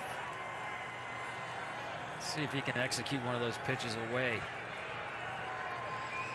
2 on, 2 outs, 2 balls, 2 strikes. Pagan to Dunn. And a wave and a miss for strike 3. That does it for this game and the 4-game losing streak for the Reds. The offense awakens. They hit 4 home runs and win it by a final of 11-7. Yeah, really impressive day for the Reds. Really impressed with the way they continue to tack on runs throughout the night, up and down the lineup. So Brady Singer starts 2-0 in his Reds career. And the Reds snap their 4-game losing streak. That'll do it for us in Milwaukee. Connor Onion and Tom Verducci saying goodnight. Now back to Mike Hill and Dontrell Willis in the studio. Yeah, 4 home runs is the way to end that 4-game slide there as the Reds have an offensive explosion and knock off the Milwaukee Brewers 11-7. More in this game coming up. Mike Hill, the aforementioned Dontrell Willis, the D-Train, big postseason post-game show coming up. We'll get to the bottom of all the hype around torpedo bats. Why have they taken Major League Baseball by storm? We'll also talk about Jacob deGrom making his second start of the season. Would he post another stellar outing? And a possible NLCS preview in Philly. Roki Sasaki and the Dodgers battling Aaron Nola and the Phillies. All that and more coming up. But once again, the Reds 11-7 winners over the Milwaukee Brewers, ending that 4-game slide. The Reds had scored 2 runs over the last 4 games, 14 hits. They get 11 runs and 14 hits in this one, an offensive explosion for sure for this baseball team. Well, it was needed for this organization in that locker room. 4 of the 9 starters didn't have an extra base hit coming into this ball game, so it had to be somebody other than Ellie De La Cruz. Yes, he's the explosive player, but there has to be the supporting cast. Dunn homers today. Encarnacion Strand gets his foot down, hits one off the scoreboard, showing his power. So the supporting cast needs to step up, and this certainly is a slugfest, so they needed every rung they needed to get today. But this is why a lot of experts are picking this team. When they're firing all cylinders, they're athletic, they can defend, and they can knock the cover off the baseball all around the field. And so Friedel was huge today with 4 hits today. This is the lineup depth and production that they need to protect Ellie De La Cruz if they were trying to win the NL Central. Yeah, Friedel came in batting .207, no home runs, just 1 RBI, like you mentioned, no extra base hits on the season. And Brady Singer, once again, the pitching staff for the Reds have been pitching well all season long pretty much, and continue today with Brady Singer. He's a huge pickup because he competes within the strike zone. He's thrown 12 innings so far, 15 Ks. So he has the ability to have swing and miss at the top of the zone as well as with that sinker. But he has mound presence. And so when you have an athletic defense behind you in Great America Small Park, you have to get the ball on the ground and get ahead in the count. But I love that he threw through the zone. And again, he's able to throw strikes. He did it in the Kansas City Royals uniform. He's going to do it in a Reds uniform as well. Also, the bottom line with that rotation, they have some depth. All right, once again, the Reds ending that 4-game slide, getting the job done, 11-7. You mentioned T.J. Friedel, 4 for 5, 1 home run and 2 RBI, and he joins us right now after the Reds' victory. T.J., first of all, congratulations on the win. Thanks for joining us here. Mike Hill in the studio. Once again, the offensive numbers have been anemic for this team over the last 4 games, but you and the rest of the lineup get off to a great start and end the game with 11 runs in this game. What was the difference in this ball game as opposed to the others? You know, I think for us, it's just sticking to our offensive approach. Obviously, the last 4 games haven't gone our way. You know, it's baseball. You know, it's just, those things are going to happen. There's highs and there's lows. For us, the most important thing is sticking to our approach, sticking to our plan as an offense, staying together. Our pitching's done an incredible job over this stretch, keeping us in games. So for us as an offense, it's only a matter of time, and we knew if we just stuck to our plan and our approach, you know, things were going to turn. And that's kind of what happened today. T.J. Dontrell Willis here. This is going to be turning out to be a fun division. What do the Reds need to do, especially offensively, for you guys to be at the top of the division as well? Yeah, I think we keep doing what we did today, just stacking hits. You know, for us, it's getting on base, playing the game right, moving runners over. And then the hits will come, right? The big hits will come. But for us, it's just getting on base, creating that traffic, creating chaos, like exactly how we did today. And it's just sticking to that offensively throughout the whole length of the season. Now, Terry Francona, I'm a huge fan of him. I'm sure you guys are too. He's a Hall of Fame manager. How has he been and how has he set the tone in that locker room thus far for you guys? I mean, he's been great. He's been incredible for us. You know, we got some younger guys, some veteran guys, a good mix in the clubhouse. And for us, kind of just having him at the helm has been great. You know, leading us, kind of helping us to improve our game. You know, holding us accountable in certain areas. So, you know, he's been great all around. Brady Singer, great for you guys pitching wise, 5 innings, pitched 3 earned runs, just 9 hits. What kind of addition has he been to that pitching staff this season? Incredible. I mean, you saw it today, his last outing, we were at home. You know, he works quick, he attacks hitters. You know, it's just when he's out there, he has that mountain presence. I faced him the last couple of years, and I know that mountain presence that he has. So to have him on our side has been really nice. All right, congratulations on ending that 4-game slide. Best of luck tomorrow in the rubber game against the Brewers. Thanks, guys. Appreciate it. All right, so the Reds get the job done. Let's talk about the Reds and the NL Central. Let's talk about the Cubs. It looks like it's their season. But what's a really good season for the Reds this year? What are your expectations? Well, first of all, health is wealth, especially in that rotation. Hunter Green, I want him to be able to provide at least 25 to 30 starts because he's the ace. He's that weapon at the top of the rotation. But we're talking about guys like Nick Martinez, Lodolo, and Brady Singer. They have some guys, some rotation pieces that can shut you down, especially when they're healthy. So strike one is very important, but with the offense sputtering along, that puts a lot of pressure on the rotation. But the Chicago Cubs are not going to go away. They've been knocking the cover off the ball. Kyle Tucker finally looks comfortable. He's got 12 RBIs his last 7 games, so he's starting to get his foot down.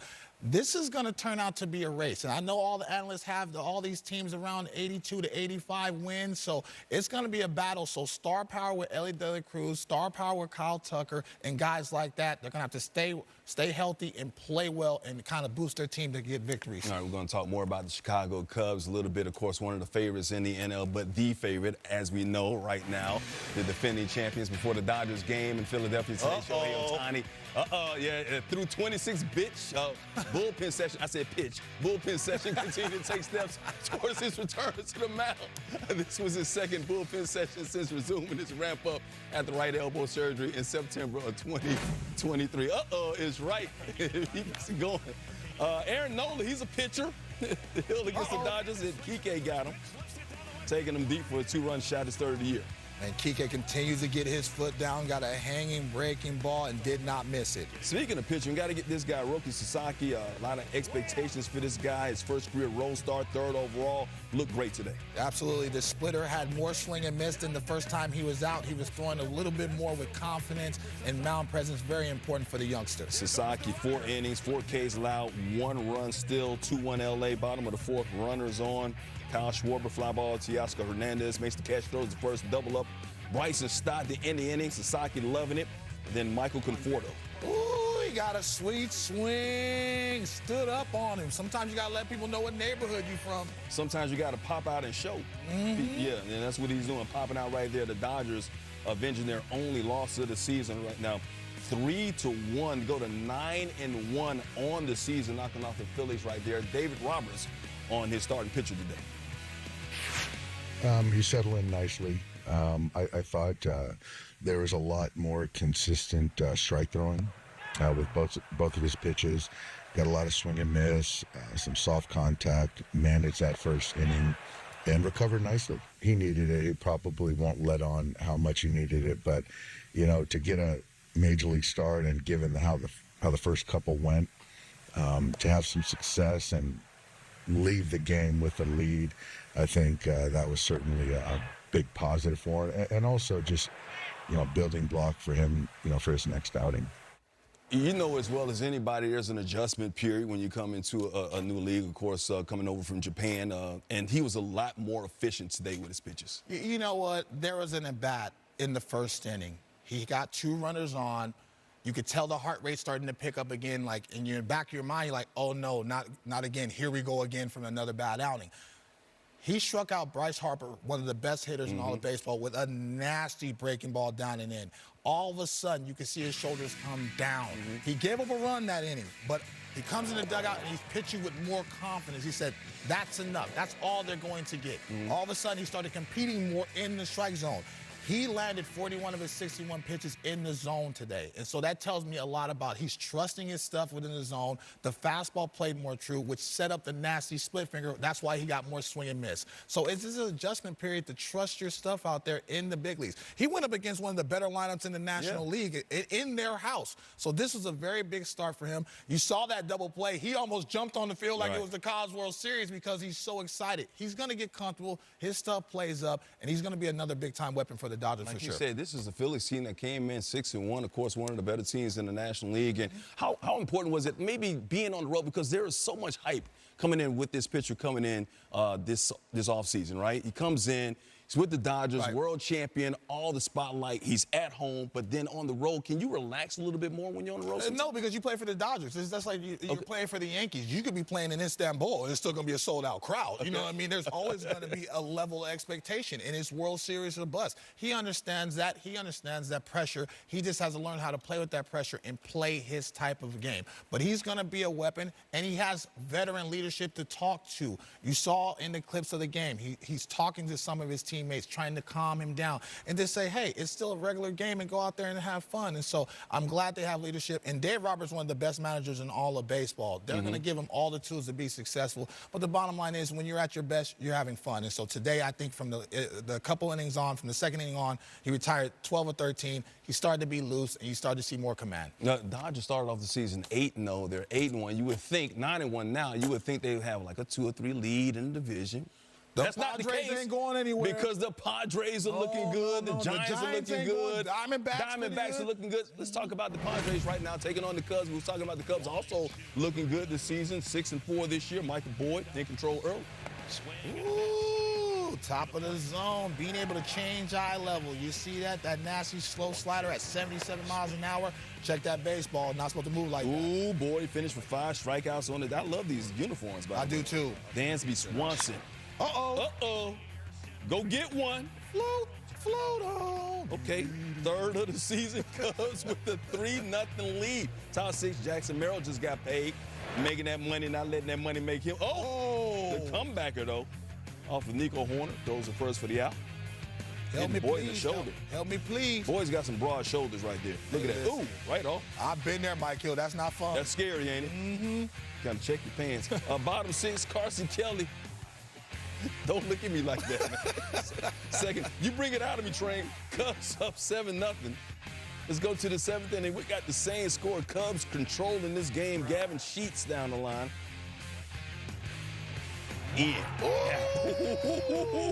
That man got gold sprinkled out there. That's why he wins those multiple Gold Glove awards. He can go get it with the best of them. Call him happy, not happy. Lays out Cubs winning 7-1. Right now, you see Swanson 2 for 4, those 3 home runs. Horner 2 for 5 as well. Boyd pitched well, 6 innings, 5 hits. How about the Cubs, man? We talked about the NL Central. We talked about the Reds and the Brewers, but this division right now, the Cubs are loose. You know, you look at Imanaga and Steele at the top of their rotation. You never can count those guys out because they pitch in a lot of big games and they're all-stars. But when they got Kyle Tucker, I was like, man, that's an underrated pickup because he's a weapon. He's a perennial all-star. He's always in the top 10 for MVP voting. And I thought with that ballpark and how it plays, he going to make his money. Came out to spring training, sputtered a little bit, but all of a sudden now he's starting to barrel baseball. He's hitting .407 with 10 RBIs his last 7 games. And now he's taking the pressure off Suzuki, who's got 11 RBIs his last 7 games. That 1-2 punch out there, that could like really catapult him at the top of the division. And when it gets hot out in Wrigley, that ball's going to fly even more. So the supporting cast is going to get more confident as long as they stay healthy in the rotation. And the back end of that bullpen cannot give up games because they've given up a lot of games over the last 2 seasons in the back end. So if they have that all going together, they're going to be a tough out in the NL Central. So you think the bullpen would be the weak spot for the Chicago Cubs team, but if they do everything right, everything you just said, is there? Don't matter. Yep, I know. But is there any other threat? Is there a threat in the Central right now? Absolutely. I think the Cincinnati Reds. It could be the field. The Reds? To be honest with you, I think it could be the field. Now we're seeing the Milwaukee Brewers. They had some lost pieces. You lose a Devin Williams. I don't know how you're going to make up with that. The offense seems like they're under pressure with Contreras. But it's such a long season, and I feel like all these teams are around the 80-win mark. But I think the Cubs right now is at the top of the division just because of the weapons they have and the star power. But I'm never going to sleep on Ellie De La Cruz because he can carry a team on his back. But you need more weapons. You need more pitching. But, man, Paul Skeens in Pittsburgh in that rotation, as long as they get a couple base hits here and there. Everyone has talent. Everyone has deficiencies. I'm going to do the Frank Thomas Dr. Flop right now. But, you know, it's still early in the season. But the Cubs look good if they continue not to cover off the ball. Yeah, that was a little Frank Thomas shit. I'm taking shout the out to Frank. We love Frank around here. We love you, Frank. I asked you a question. You kind of like went both ways. You named it just about every team in the Central. You even named it. I think it's going to be fun, though. I really do. The Reds and okay, here we go. The Giants are fun right now. They're very good. Once again, we talk about what's going on in the NL West right now, taking on the Mariners and Pat Bailey and Matt Chapman getting their gold gloves before the game. With Matt Williams. Yeah. Matt Whit, he was a great one too. Robbie Ray on the mound. Ooh, got the batters looking like Ray Charles. Oh my God. Ooh, next batter. Yeah. Ray 2 Ks in the first. Oh! Go ahead. Victor Robles making a diving catch right there. Knock the air out of We're in him. bottom of the fourth, no score right there. We got the Guardians and the Angels. Carlos Santana. Santana. Is that your Santana? That's your Carlos Santana? Anthony Masterson, that's his team. Tied at 1, Jorge Soler is everywhere. 2-run home run for the Angels out there. Big time power, no ballpark in the Angels off to a 4-3 start right now. The Angels up 3-1 this game in the second inning. See Mike Trout with a walk and a run so far. Soler, his first home run of the season. Let's go back to San Francisco. Matt Chapman, we just talked about him. It's a great one. Run on third, coming through. That highway patrolman mustache working out, I told him. The highway. He got that highway patrolman mustache. That is, yeah. Looks clean shaven. He's giving out all kind of tickets. All right. Ellie De La Cruz, talked about him, one of the early adopters of the torpedo bat as he mashed 2 home runs on Monday. We're going to break down the truth and maybe even the myths around baseball's biggest story. Nobody said anything until the Yankees started hitting home runs. Plus, Jacob deGrom made his second start of the season for the Rangers. Don't look at me. The Rangers, how would he fare against the Rays today? And speaking of the Yankees, the offense putting up more big numbers today against the Pirates. Torpedo bats or not. The offense is efficient, even if the pitching isn't right now. Is it already the best offense in baseball, though, Train? Don't get quiet. La playa is Spanish for the beach. If you can't remember that, the word Corona also works. Corona, La playa awaits.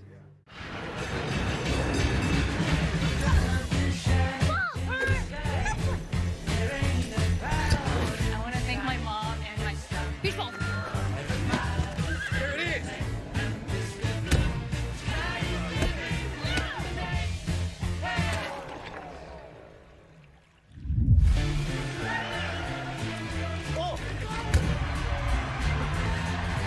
Find your ultimate playground at visitcalifornia.com.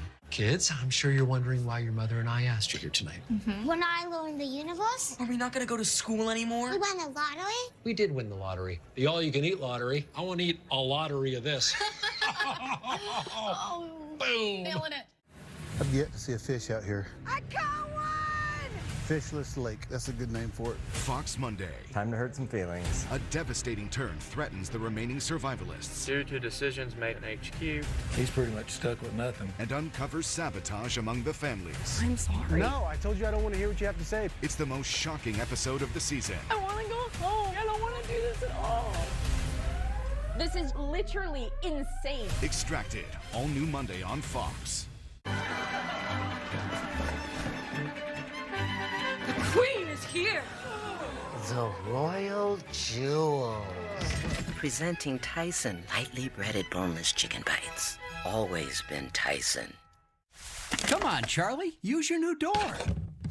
Let's go. I said go! Silly dog. I'm gonna trade you for a cat. Red Bull gives you wings.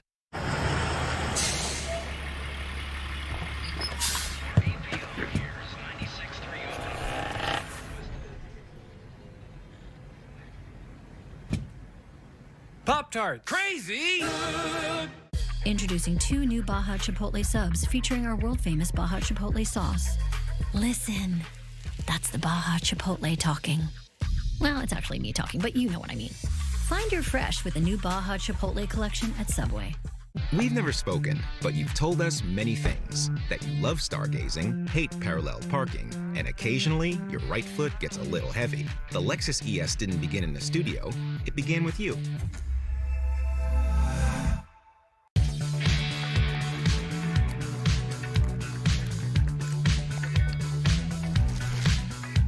The Wait, there's a peanut inside me? Nice. M&M's. It's more fun together.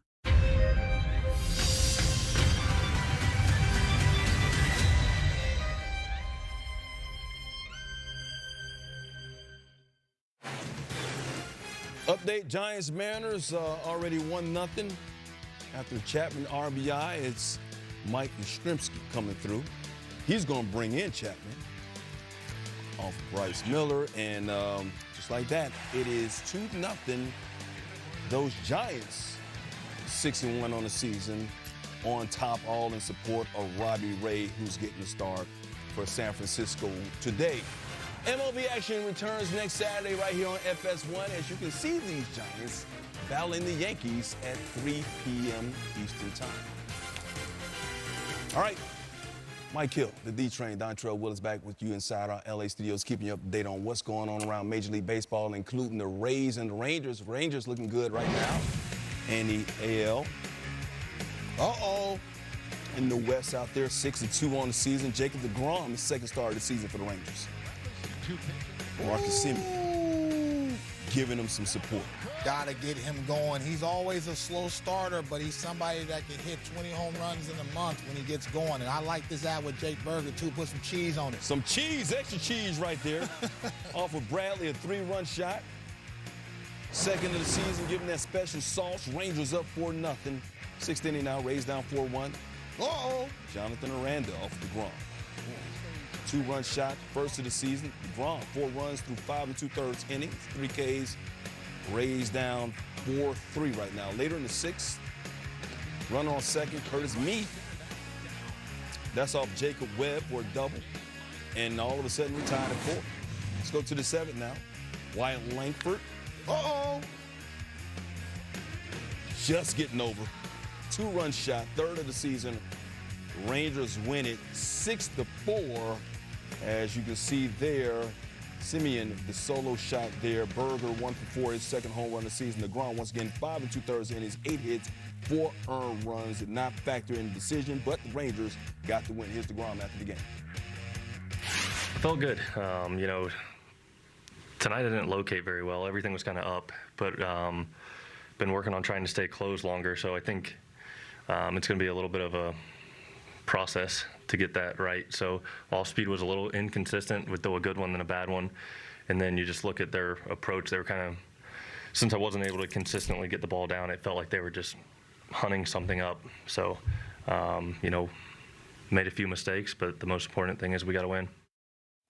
Not the greatest outing for DeGrom, but you know what? He gets the win. The team gets the win. Of course, got to keep him healthy, stay healthy. Of course, the Rangers are going to be a factor all season long. You know, his leadership, but when I'm looking at Jacob deGrom, there's a couple things I'm looking at. First of all, the velocity. It's starting to hold anywhere from 96 to 97 miles an hour. Very important. That's a victory. Also, we got to check on him and how he feels the next day. But it's looking like he's feeling normal. He's cutting the ball loose. Talking to Bruce Bochy yesterday, he's super proud of the work ethic. Jacob deGrom's only had 9 starts over the last 2 seasons. So you got to be careful with him, how you push him, use some of the off days to be able to keep him healthy, because that rotation has a lot of talent, but it has also a lot of injuries in that rotation as well. Jack Leiter just went on the IL. So it's very important to keep your veterans healthy. He can be a weapon. Now, is he going to be the Jacob deGrom of old, going 9 innings and striking out the whole stadium? We're not sure about that. But as long as he's able to stay healthy and build himself up, get pitch command, get used to his mechanics, it's very important for that to do that. So if the Texas Rangers do that, they're going to have a shot in the West.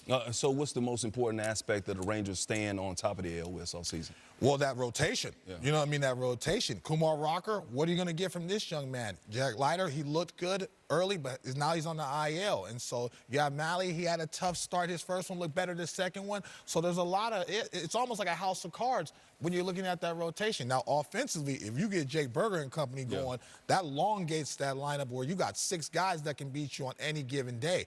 So if they keep themselves healthy in that lineup, they have the best lineup in the AL West. All right, the Rangers are right there. Of course, let's talk about the Yankees right now, the defending AL champions. Can't wait. You can't wait to talk about your Yankees. The producer, this is what the producer put on there. Producers, Yankees and the Pirates. Speaking of producing, they're producing a lot of runs right now. Yeah, they are. And Austin Wells in the second inning, coming through, up the middle, Jazz Chisholm.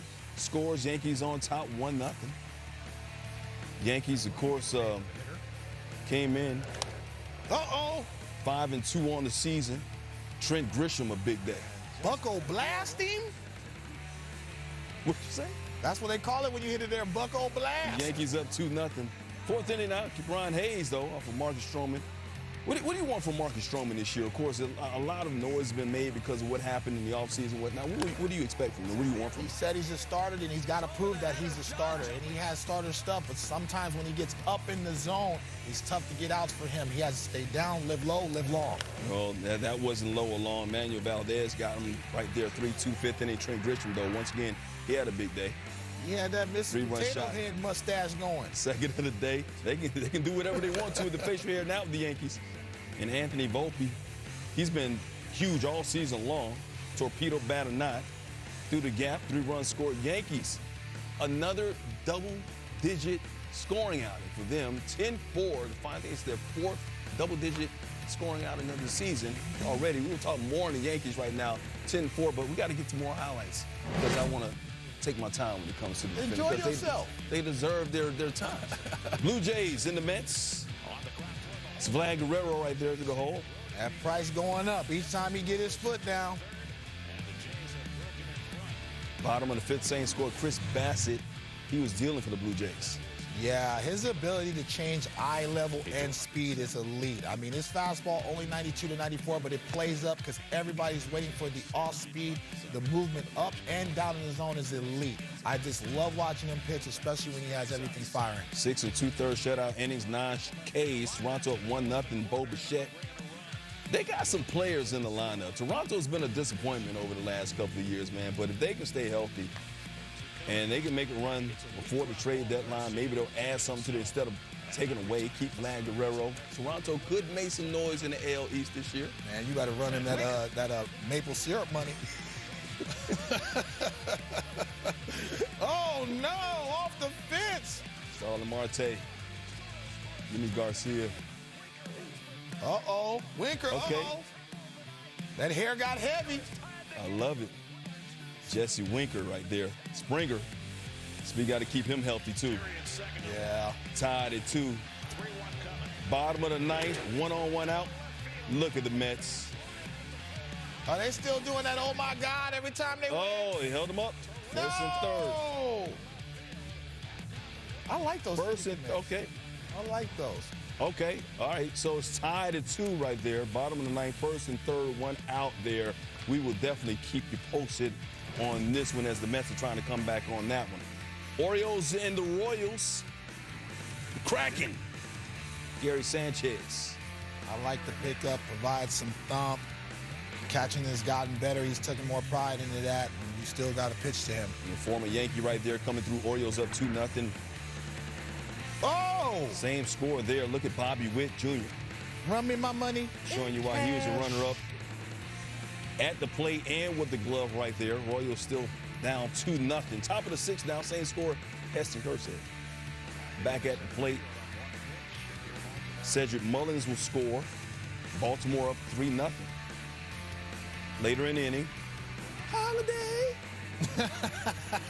celebrate. 2-run score. Baltimore up 6-0. Let's go bottom 6 now, same score.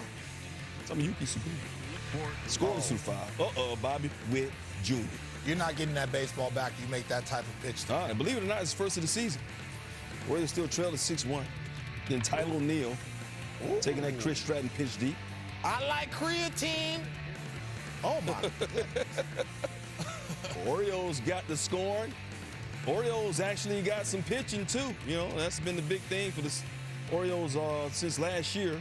Get their 4th win of the season. 8 runs and 12 hits right there. You see Holiday with the big day, 2 RBI, 3 for 4. So the Orioles score 8 runs, but the Yankees have been the run-scoring juggernaut this season. They have, in 8 games, 72 runs. That's 9 runs per outing.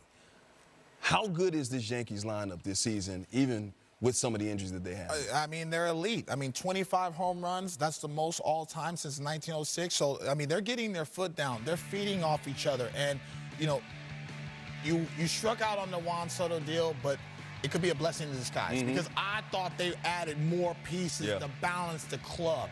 Paul Goldschmidt is hitting 396. It's 346. So you add that guy, Cody Bellinger. You're already seeing the lineup depth and presence, and I think it takes a lot off that big man in the middle of that lineup. And so Anthony Volpe is starting to really come into his own offensively. You knew that was going to happen, and so this team has a lot of offensive depth. They've been to the fire with each other, and so they got to the World Series, and I think they're playing with a chip on their shoulder. You don't say that all the time about a Yankee team. I was going to ask you about that. A lot of noise has been said. This team be better without Juan Soto. Juan Soto leaves, goes to the crosstown rival Mets. Judge is still hitting. Volpe's been outstanding this year. Guys have really been stepping up in this Yankees lineup. And they have to because they lost Garrett Cole. So now the offense really needs to step up. They have to stay consistent. They have to stay healthy. The Baltimore Orioles, I think they're going to be able to score. You saw what the Toronto Blue Jays can do, especially if they keep Vlad Jr. They have to put the pressure offensively. Now, I watched him against Zach Gallen, and Zach Gallen is one of the best arms in baseball, and he shredded him. So we'll see about that. So I don't know about these numbers. I know you're a Yankee fan. Karen, I know you point your finger at me too, you off camera. But I don't know. When they see some frontline pitching, that's when I'll determine how good they really are. They're averaging 9 runs. That's fine too. Until every pitcher they face is a big league pitcher. Don't do that to me. You know baseball. Don't do that to me. I know, but I'm saying so they're not going to face an ace every time they. But what is it about the Yankees? They're not about division championships. They're about world championships. So when you get to the postseason, you're not going to see Dontrelle Willis. You're going to see Josh Beckett's, okay? And so that's the bottom line. I want to see how they stack up against frontline pitching that can pitch backwards and forwards and change their eye level. So we're going to see. I will see that they're 6-2 on the season once again after 8 games, 72 runs they've scored, 72 runs that they've scored. And you know how many scores is on the paper. But the pitching is going to be the key for them. With all the injuries that they had, Stroman, you know, they're not going to have Cole all season. Schmidt, can he stay healthy? Can Freed stay healthy and whatnot? Do they make a trade? You know the Yankees going to do something before the end of the season as well. All right, let's get you updated on what's going on right now with Anaheim. Down 3-1, Guardians. Bo Naylor. Is it gone? Warning. No, it's over the fence. Oh, all right. I'll show you trading my big brother. I get my foot down. You got a Jerry curl, too. Naylor is first home run of the season, 2 RBI. So, once again, 3-2. Keep you updated on what's going on there. All right, San Francisco and Seattle, last we checked, it was 2-0. It's 2-0 right now. Dylan Moore putting his foot down. He cut to the green lane? Robbie Ray. Ooh. He going to deep center. Hit that ball back to Alameda. Robbie Ray. Okay, 2-1. Here we go. So San Francisco still holding on to that lead with Seattle with the big home run right there. 2-1, top of the 5th. All right, let's get you updated on those amazing Mets. And it's tied at 2. Francisco Lindor to play. You know some big things about that. The winning run at third. Terrence at first, 1 out. Lindor gets a breaking ball and drills it to right center. Over comes the center fielder Straw, tagging is Siri. He comes in to score, and the Mets have a walk-off win at Citi Field. Lindor wastes no time, jumps on a first pitch breaking ball and lines a sacrifice fly. The Mets win it 3-2.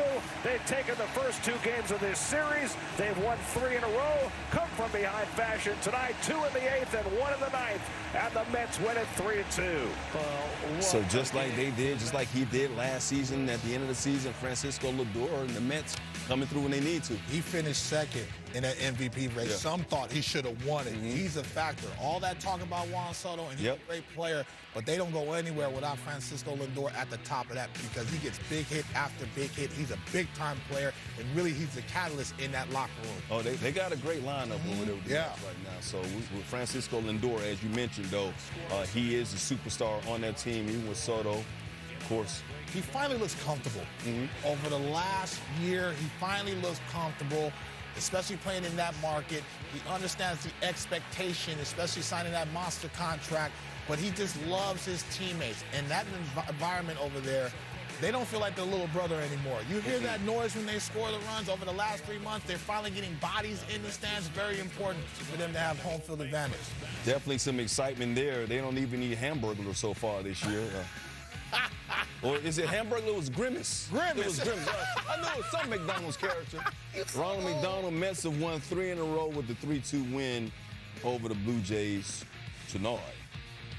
All right, when we come back, we're going to take a closer look at the torpedo bats phenomenon that is taking over baseball this week. And are they really the magic solution for hitters? I mean, everybody's talking. Nobody said anything until the Yankees started hitting.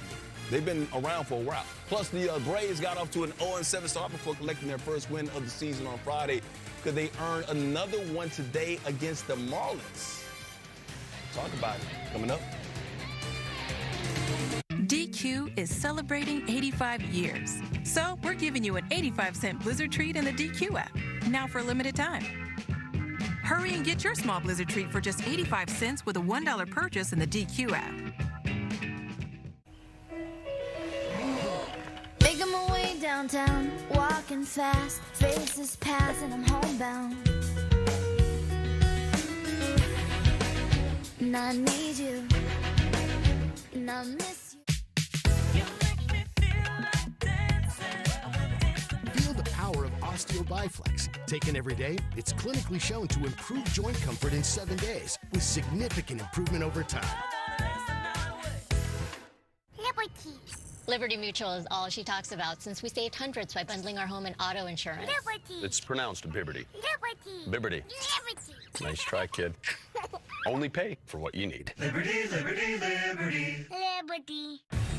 If you want to see the biggest names in golf before the Masters, we got them on Fox.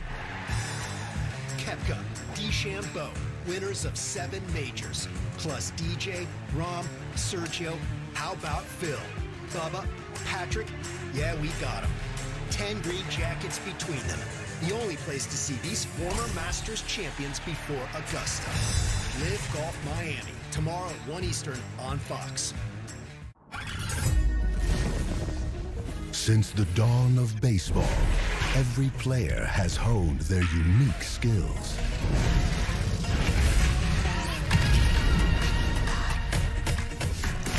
Who from this era will prove worthy of legend?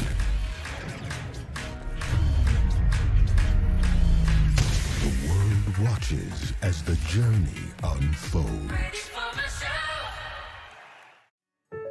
This is Edgar.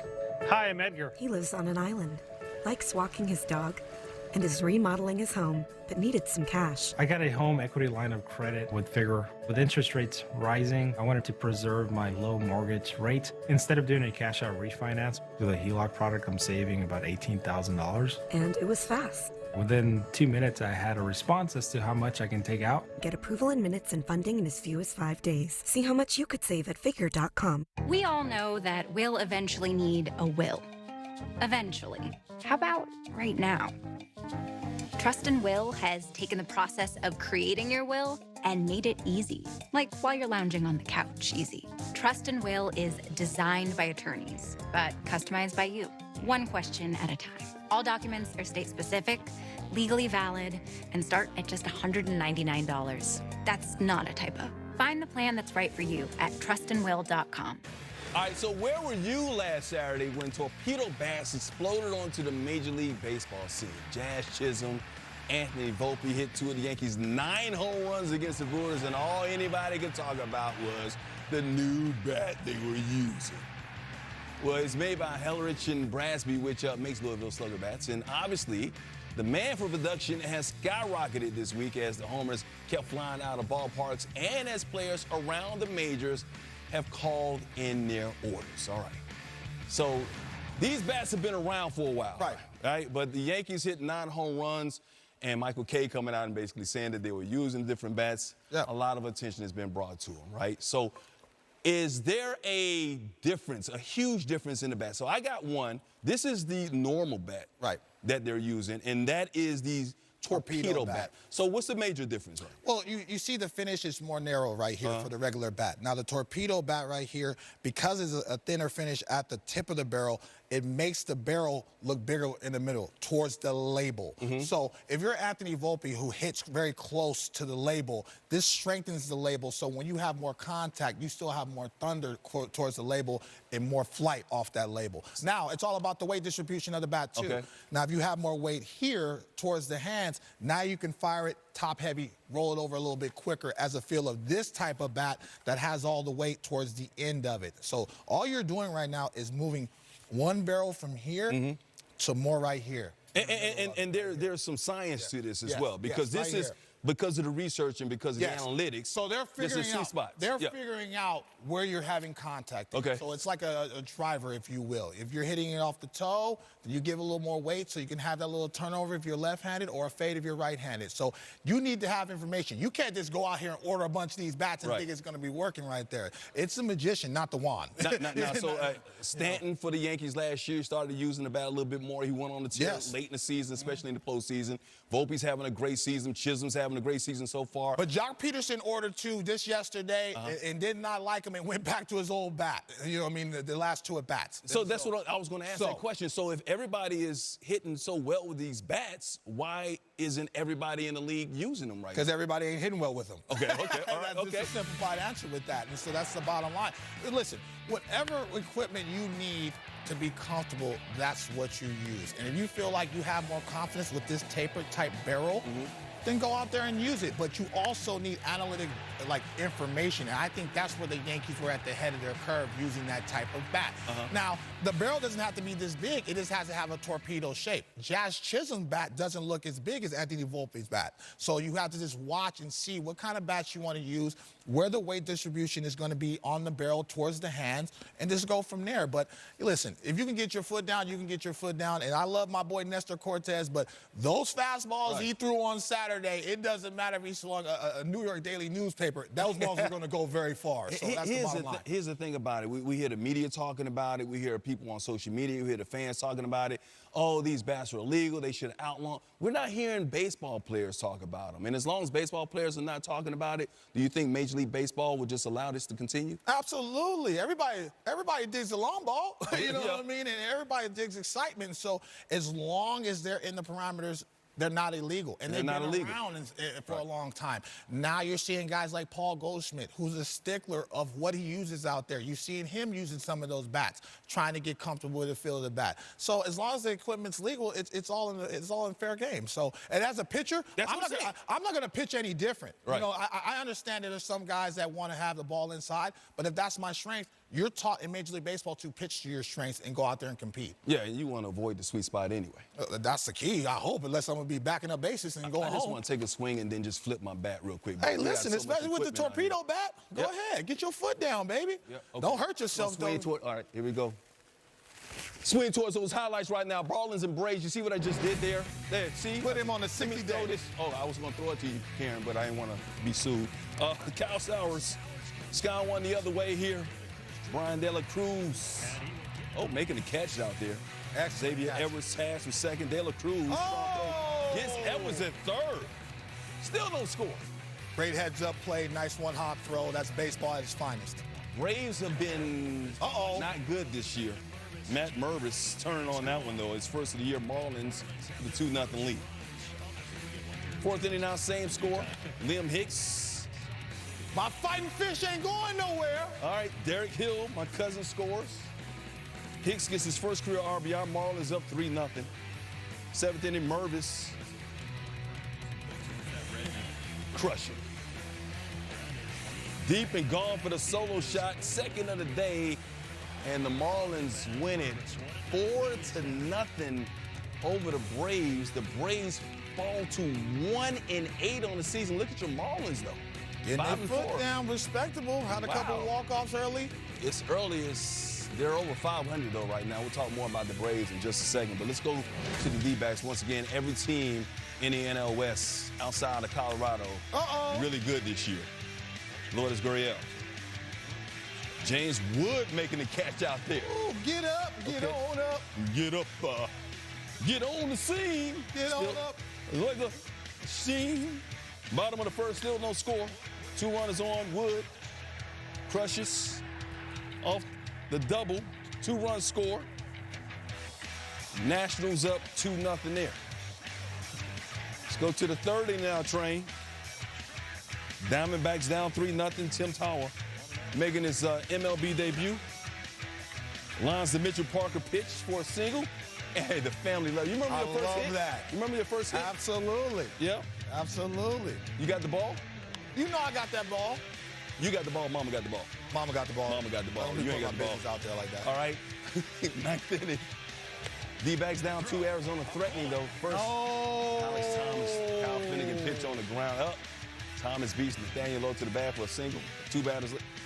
Ends the game right there. Nationals hold on to get the win 4-3. The final. So the D-backs with a real loss there. So Nationals get the win. Let's talk Braves, man. I know Acuna's still out. But the Braves, 1 win this season. What's going on in Atlanta? Offense, they've been struggling with runners in scoring position. They've been anemic, and their core guys, especially the guy I always talk about on this show, Austin Riley's hitting 143. They cannot go. Even when Acuna Jr. gets back in the lineup, they still need Austin Riley. A couple years ago, this guy was a dark horse for the MVP, and right now he just looks lost at the plate. He's the guy that can hit for power. He can defend at a high level. Also, you have Albies that's hitting 193 on the year. These are cornerstone guys that need to play well, especially with runners in scoring position. And so if they're not getting the productivity from those 2 guys, they're going to continue to struggle, especially in the daunting NL East. The Phillies, the Mets. Mets. They got to I mean, so if they don't get things right, can we see a big sell-off from the Braves? I don't believe so. You got to give that group some time, but you know. But how much time do you give them? Well, it's early, but they put themselves in a deep hole, you know. But they had a tough draw. They had to go to San Diego and they had to go to Los Angeles. They had a West Coast swing to start the season. That's a daunting task. So, but they still have to win ball games. So, but I never want to put dirt on these guys right now because their lineup is just so talented. They're so experienced. Yeah. But they got to play better baseball, Mike Hill, especially offensively. And so I could tell right now they're starting to put pressure on them because each game they lose, they're like, are we going to miss the playoffs? And so they got to get Austin Riley going, though, and that's the focal point because it takes pressure off Matt Olson and company. They get to get their foot down. But when he hits home runs, they can't be solo shots. So he's got to get people on the pond. But Austin Riley is the focal point for me. If he doesn't get going, they don't make it to the postseason. No, Riley, this team just has not been the same ever since Acuna went down in the middle of last season. See what happens when he comes back. He's supposed to come back sometime in May. Yes. Coming up, we are going to explore all the craziest moments and strange situations in tonight's edition of Caught Looking. Stick around for that. Why are you looking at me like that? Plus, the Astros dropped another game to the Twins today where they overcome their early struggles to challenge in the AL West. I need you to be more professional, bro. That's neat. Don't put my business out there like that. Subway's got a new meal of the day with chips and a drink for just $6.99. Or if you're big hungry, make it a footlong for only $3 more. Big hungry. Is that a thing? That should be a thing. Find your fresh with the all-new $6.99 meal of the day at Subway. Introducing the all-new Acura ADX. Take your vibes and go, go, go, go, go. Take your vibes and go. Hey Google, turn it up. Take your vibes and go. And go. Take your vibes and go, go. The all-new Acura ADX. Crafted to match your energy. Take your vibes and go. Sadly, windshield chips can turn into windshield cracks. But at least you can go to SafeLight.com and schedule a fix in minutes. Sweet. SafeLight can come to you for free. Don't wait. Go to SafeLight.com and schedule now. We're all unreasonable about something.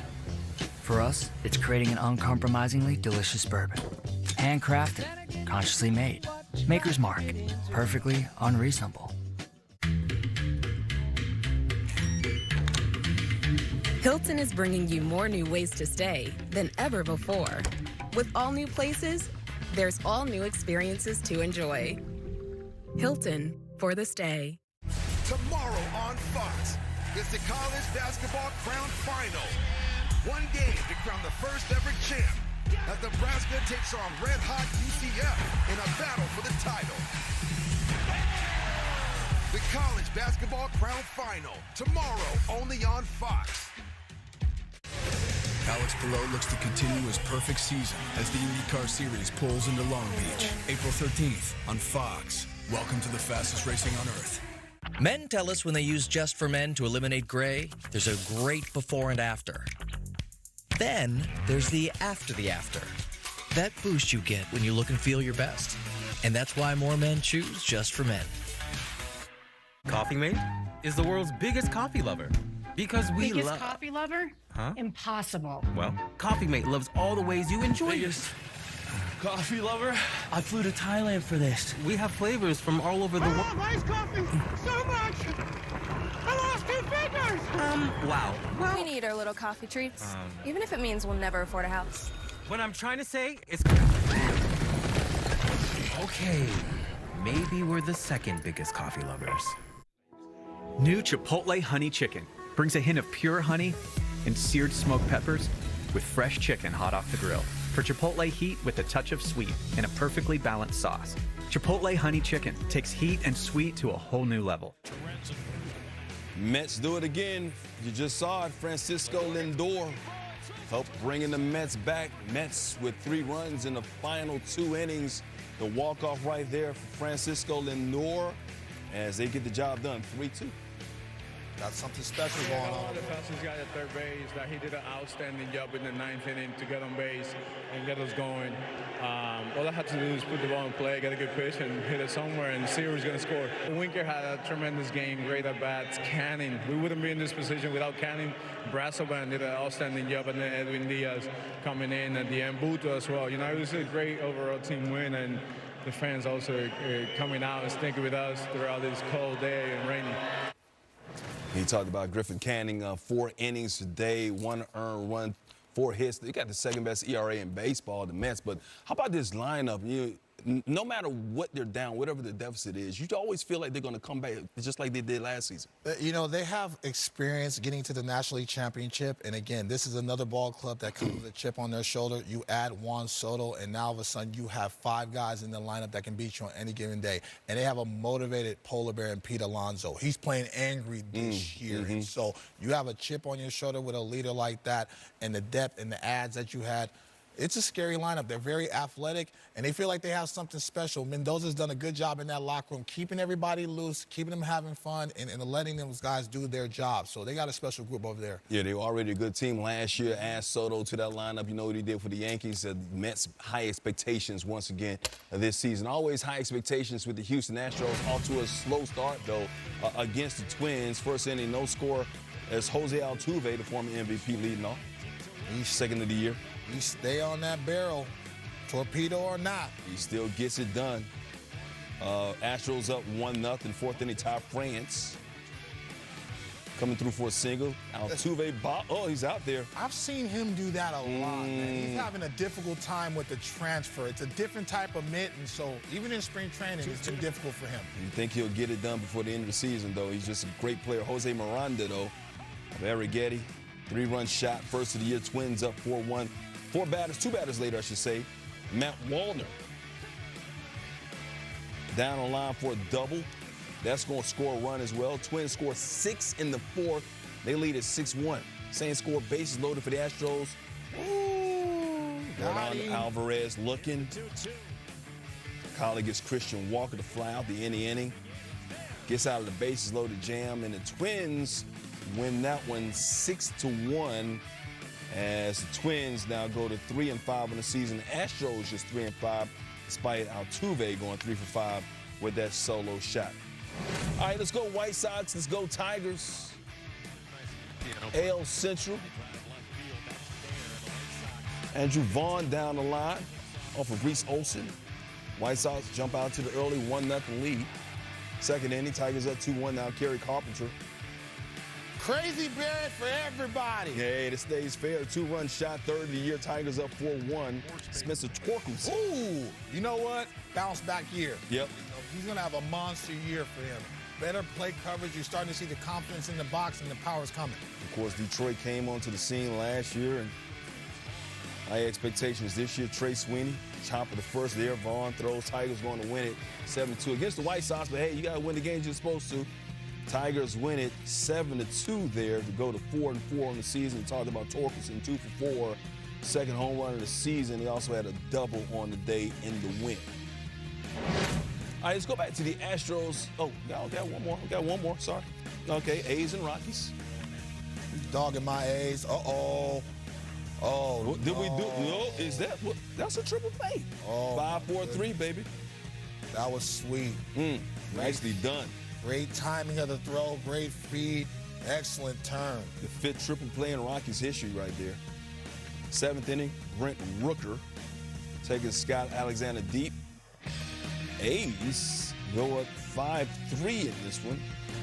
This game's still going on right now. 7-4. A's trying to get its 4th win, their 4th win of the season. They're up 7-4.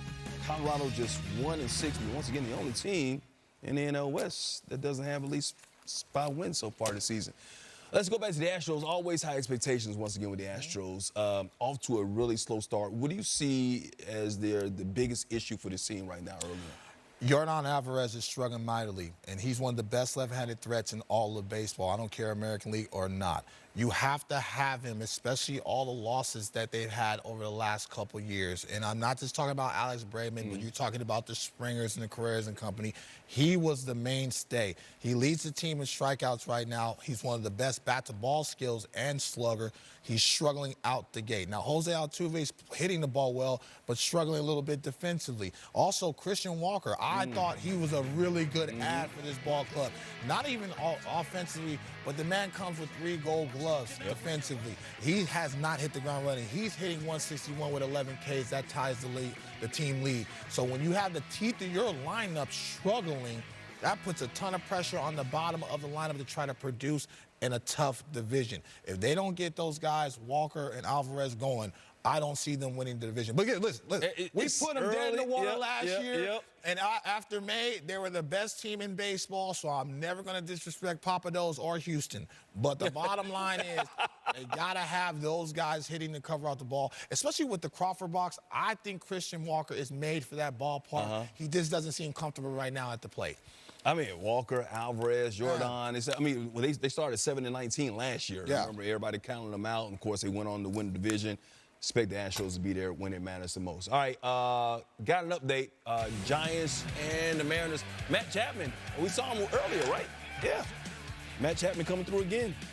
That's his 2nd RBI of the game. I mean, they've drove in the first run. They've seen it across the bay.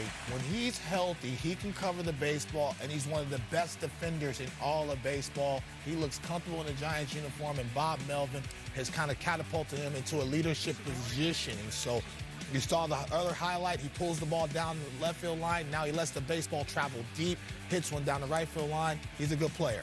Yeah, he's a great player to play. Once again, solid with that goal. That glove will keep you updated as well. All right, up next, Caught Looking. All the offbeat, most bizarre moments. Not just what we've been doing the last hour here, but in baseball as well. You don't want to miss it. La playa is Spanish for the beach. If you can't remember that, the word Corona also works. Corona, La Playa awaits. Taxes was taxing.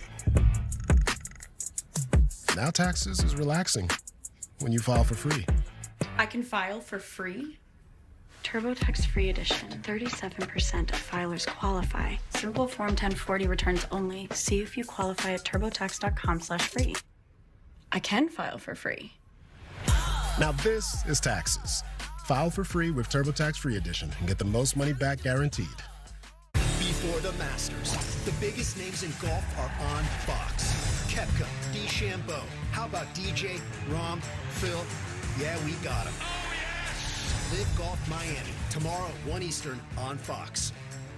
Tomorrow on FS1. This is what makes it exciting. The San Antonio Brahmas. What a catch! Take on the St. Louis Battlehawks.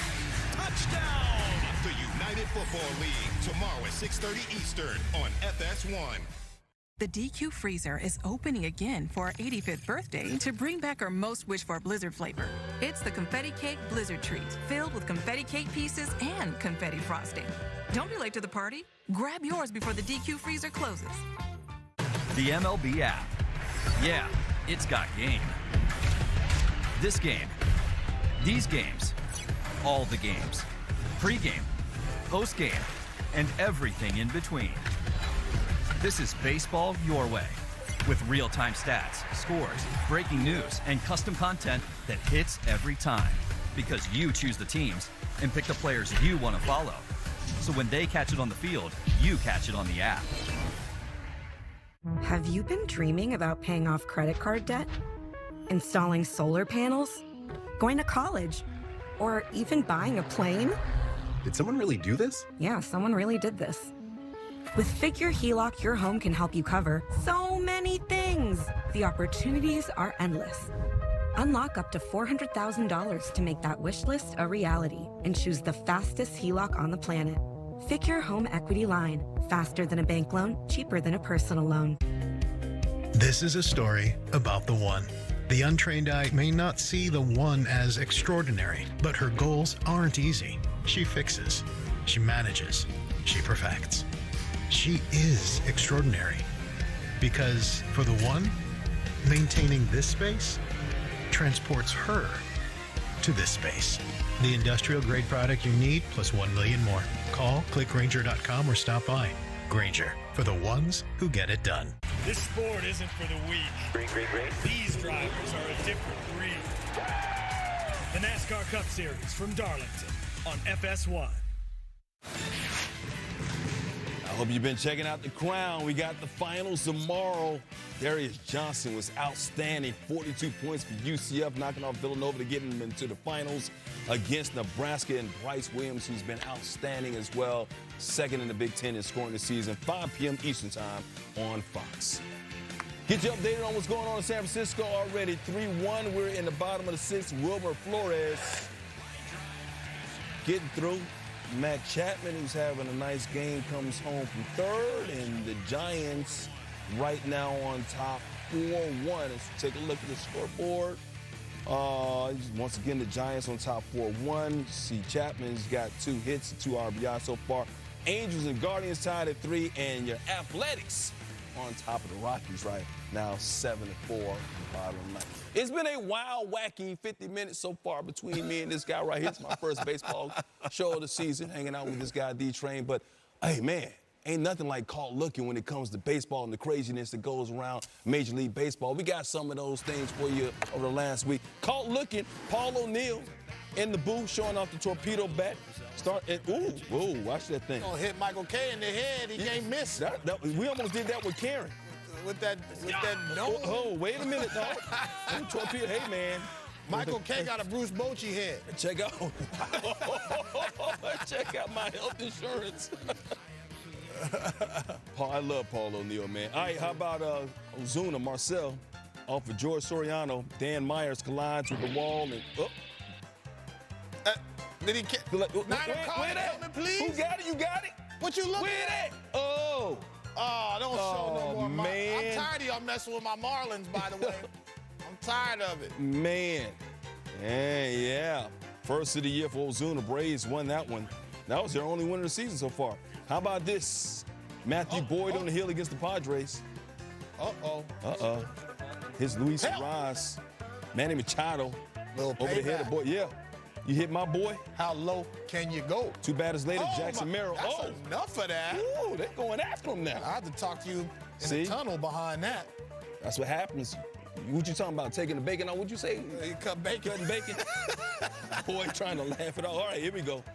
Now head to Pittsburgh. Brian Hayes come back up Tim Hill.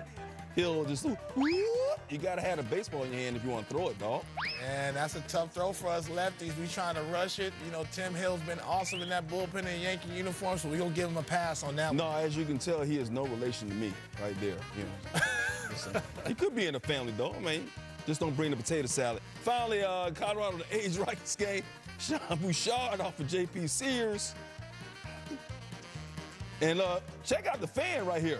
Clank, clank, he had the glove. Help me, please. Help me, please. Help me, please. Help me, please. Got to put on them blue blockers. Hey, hold on a second, man. Do you see how much clothing he had on, though? He looked like he was snowing out there. It's Colorado, still cold in Colorado. Maybe that's the reason why they only had 1 win so far this season. Did I say anything Leave wrong? the Rockies alone, okay? Was that a fact? Karen, how many wins do Colorado Don't make me Rockies bring have up that this season? fifth inning. Say it loud. Don't make me bring up that fifth inning. We got to go, man. We got to go. Where my torpedo bat at, as a matter of fact? Man, it's over here talking about the Yankees. And anyway, that's going to do it for D-Train and myself. Enjoy your Saturday, everybody. I can't wait to get my Dodger ring, baby.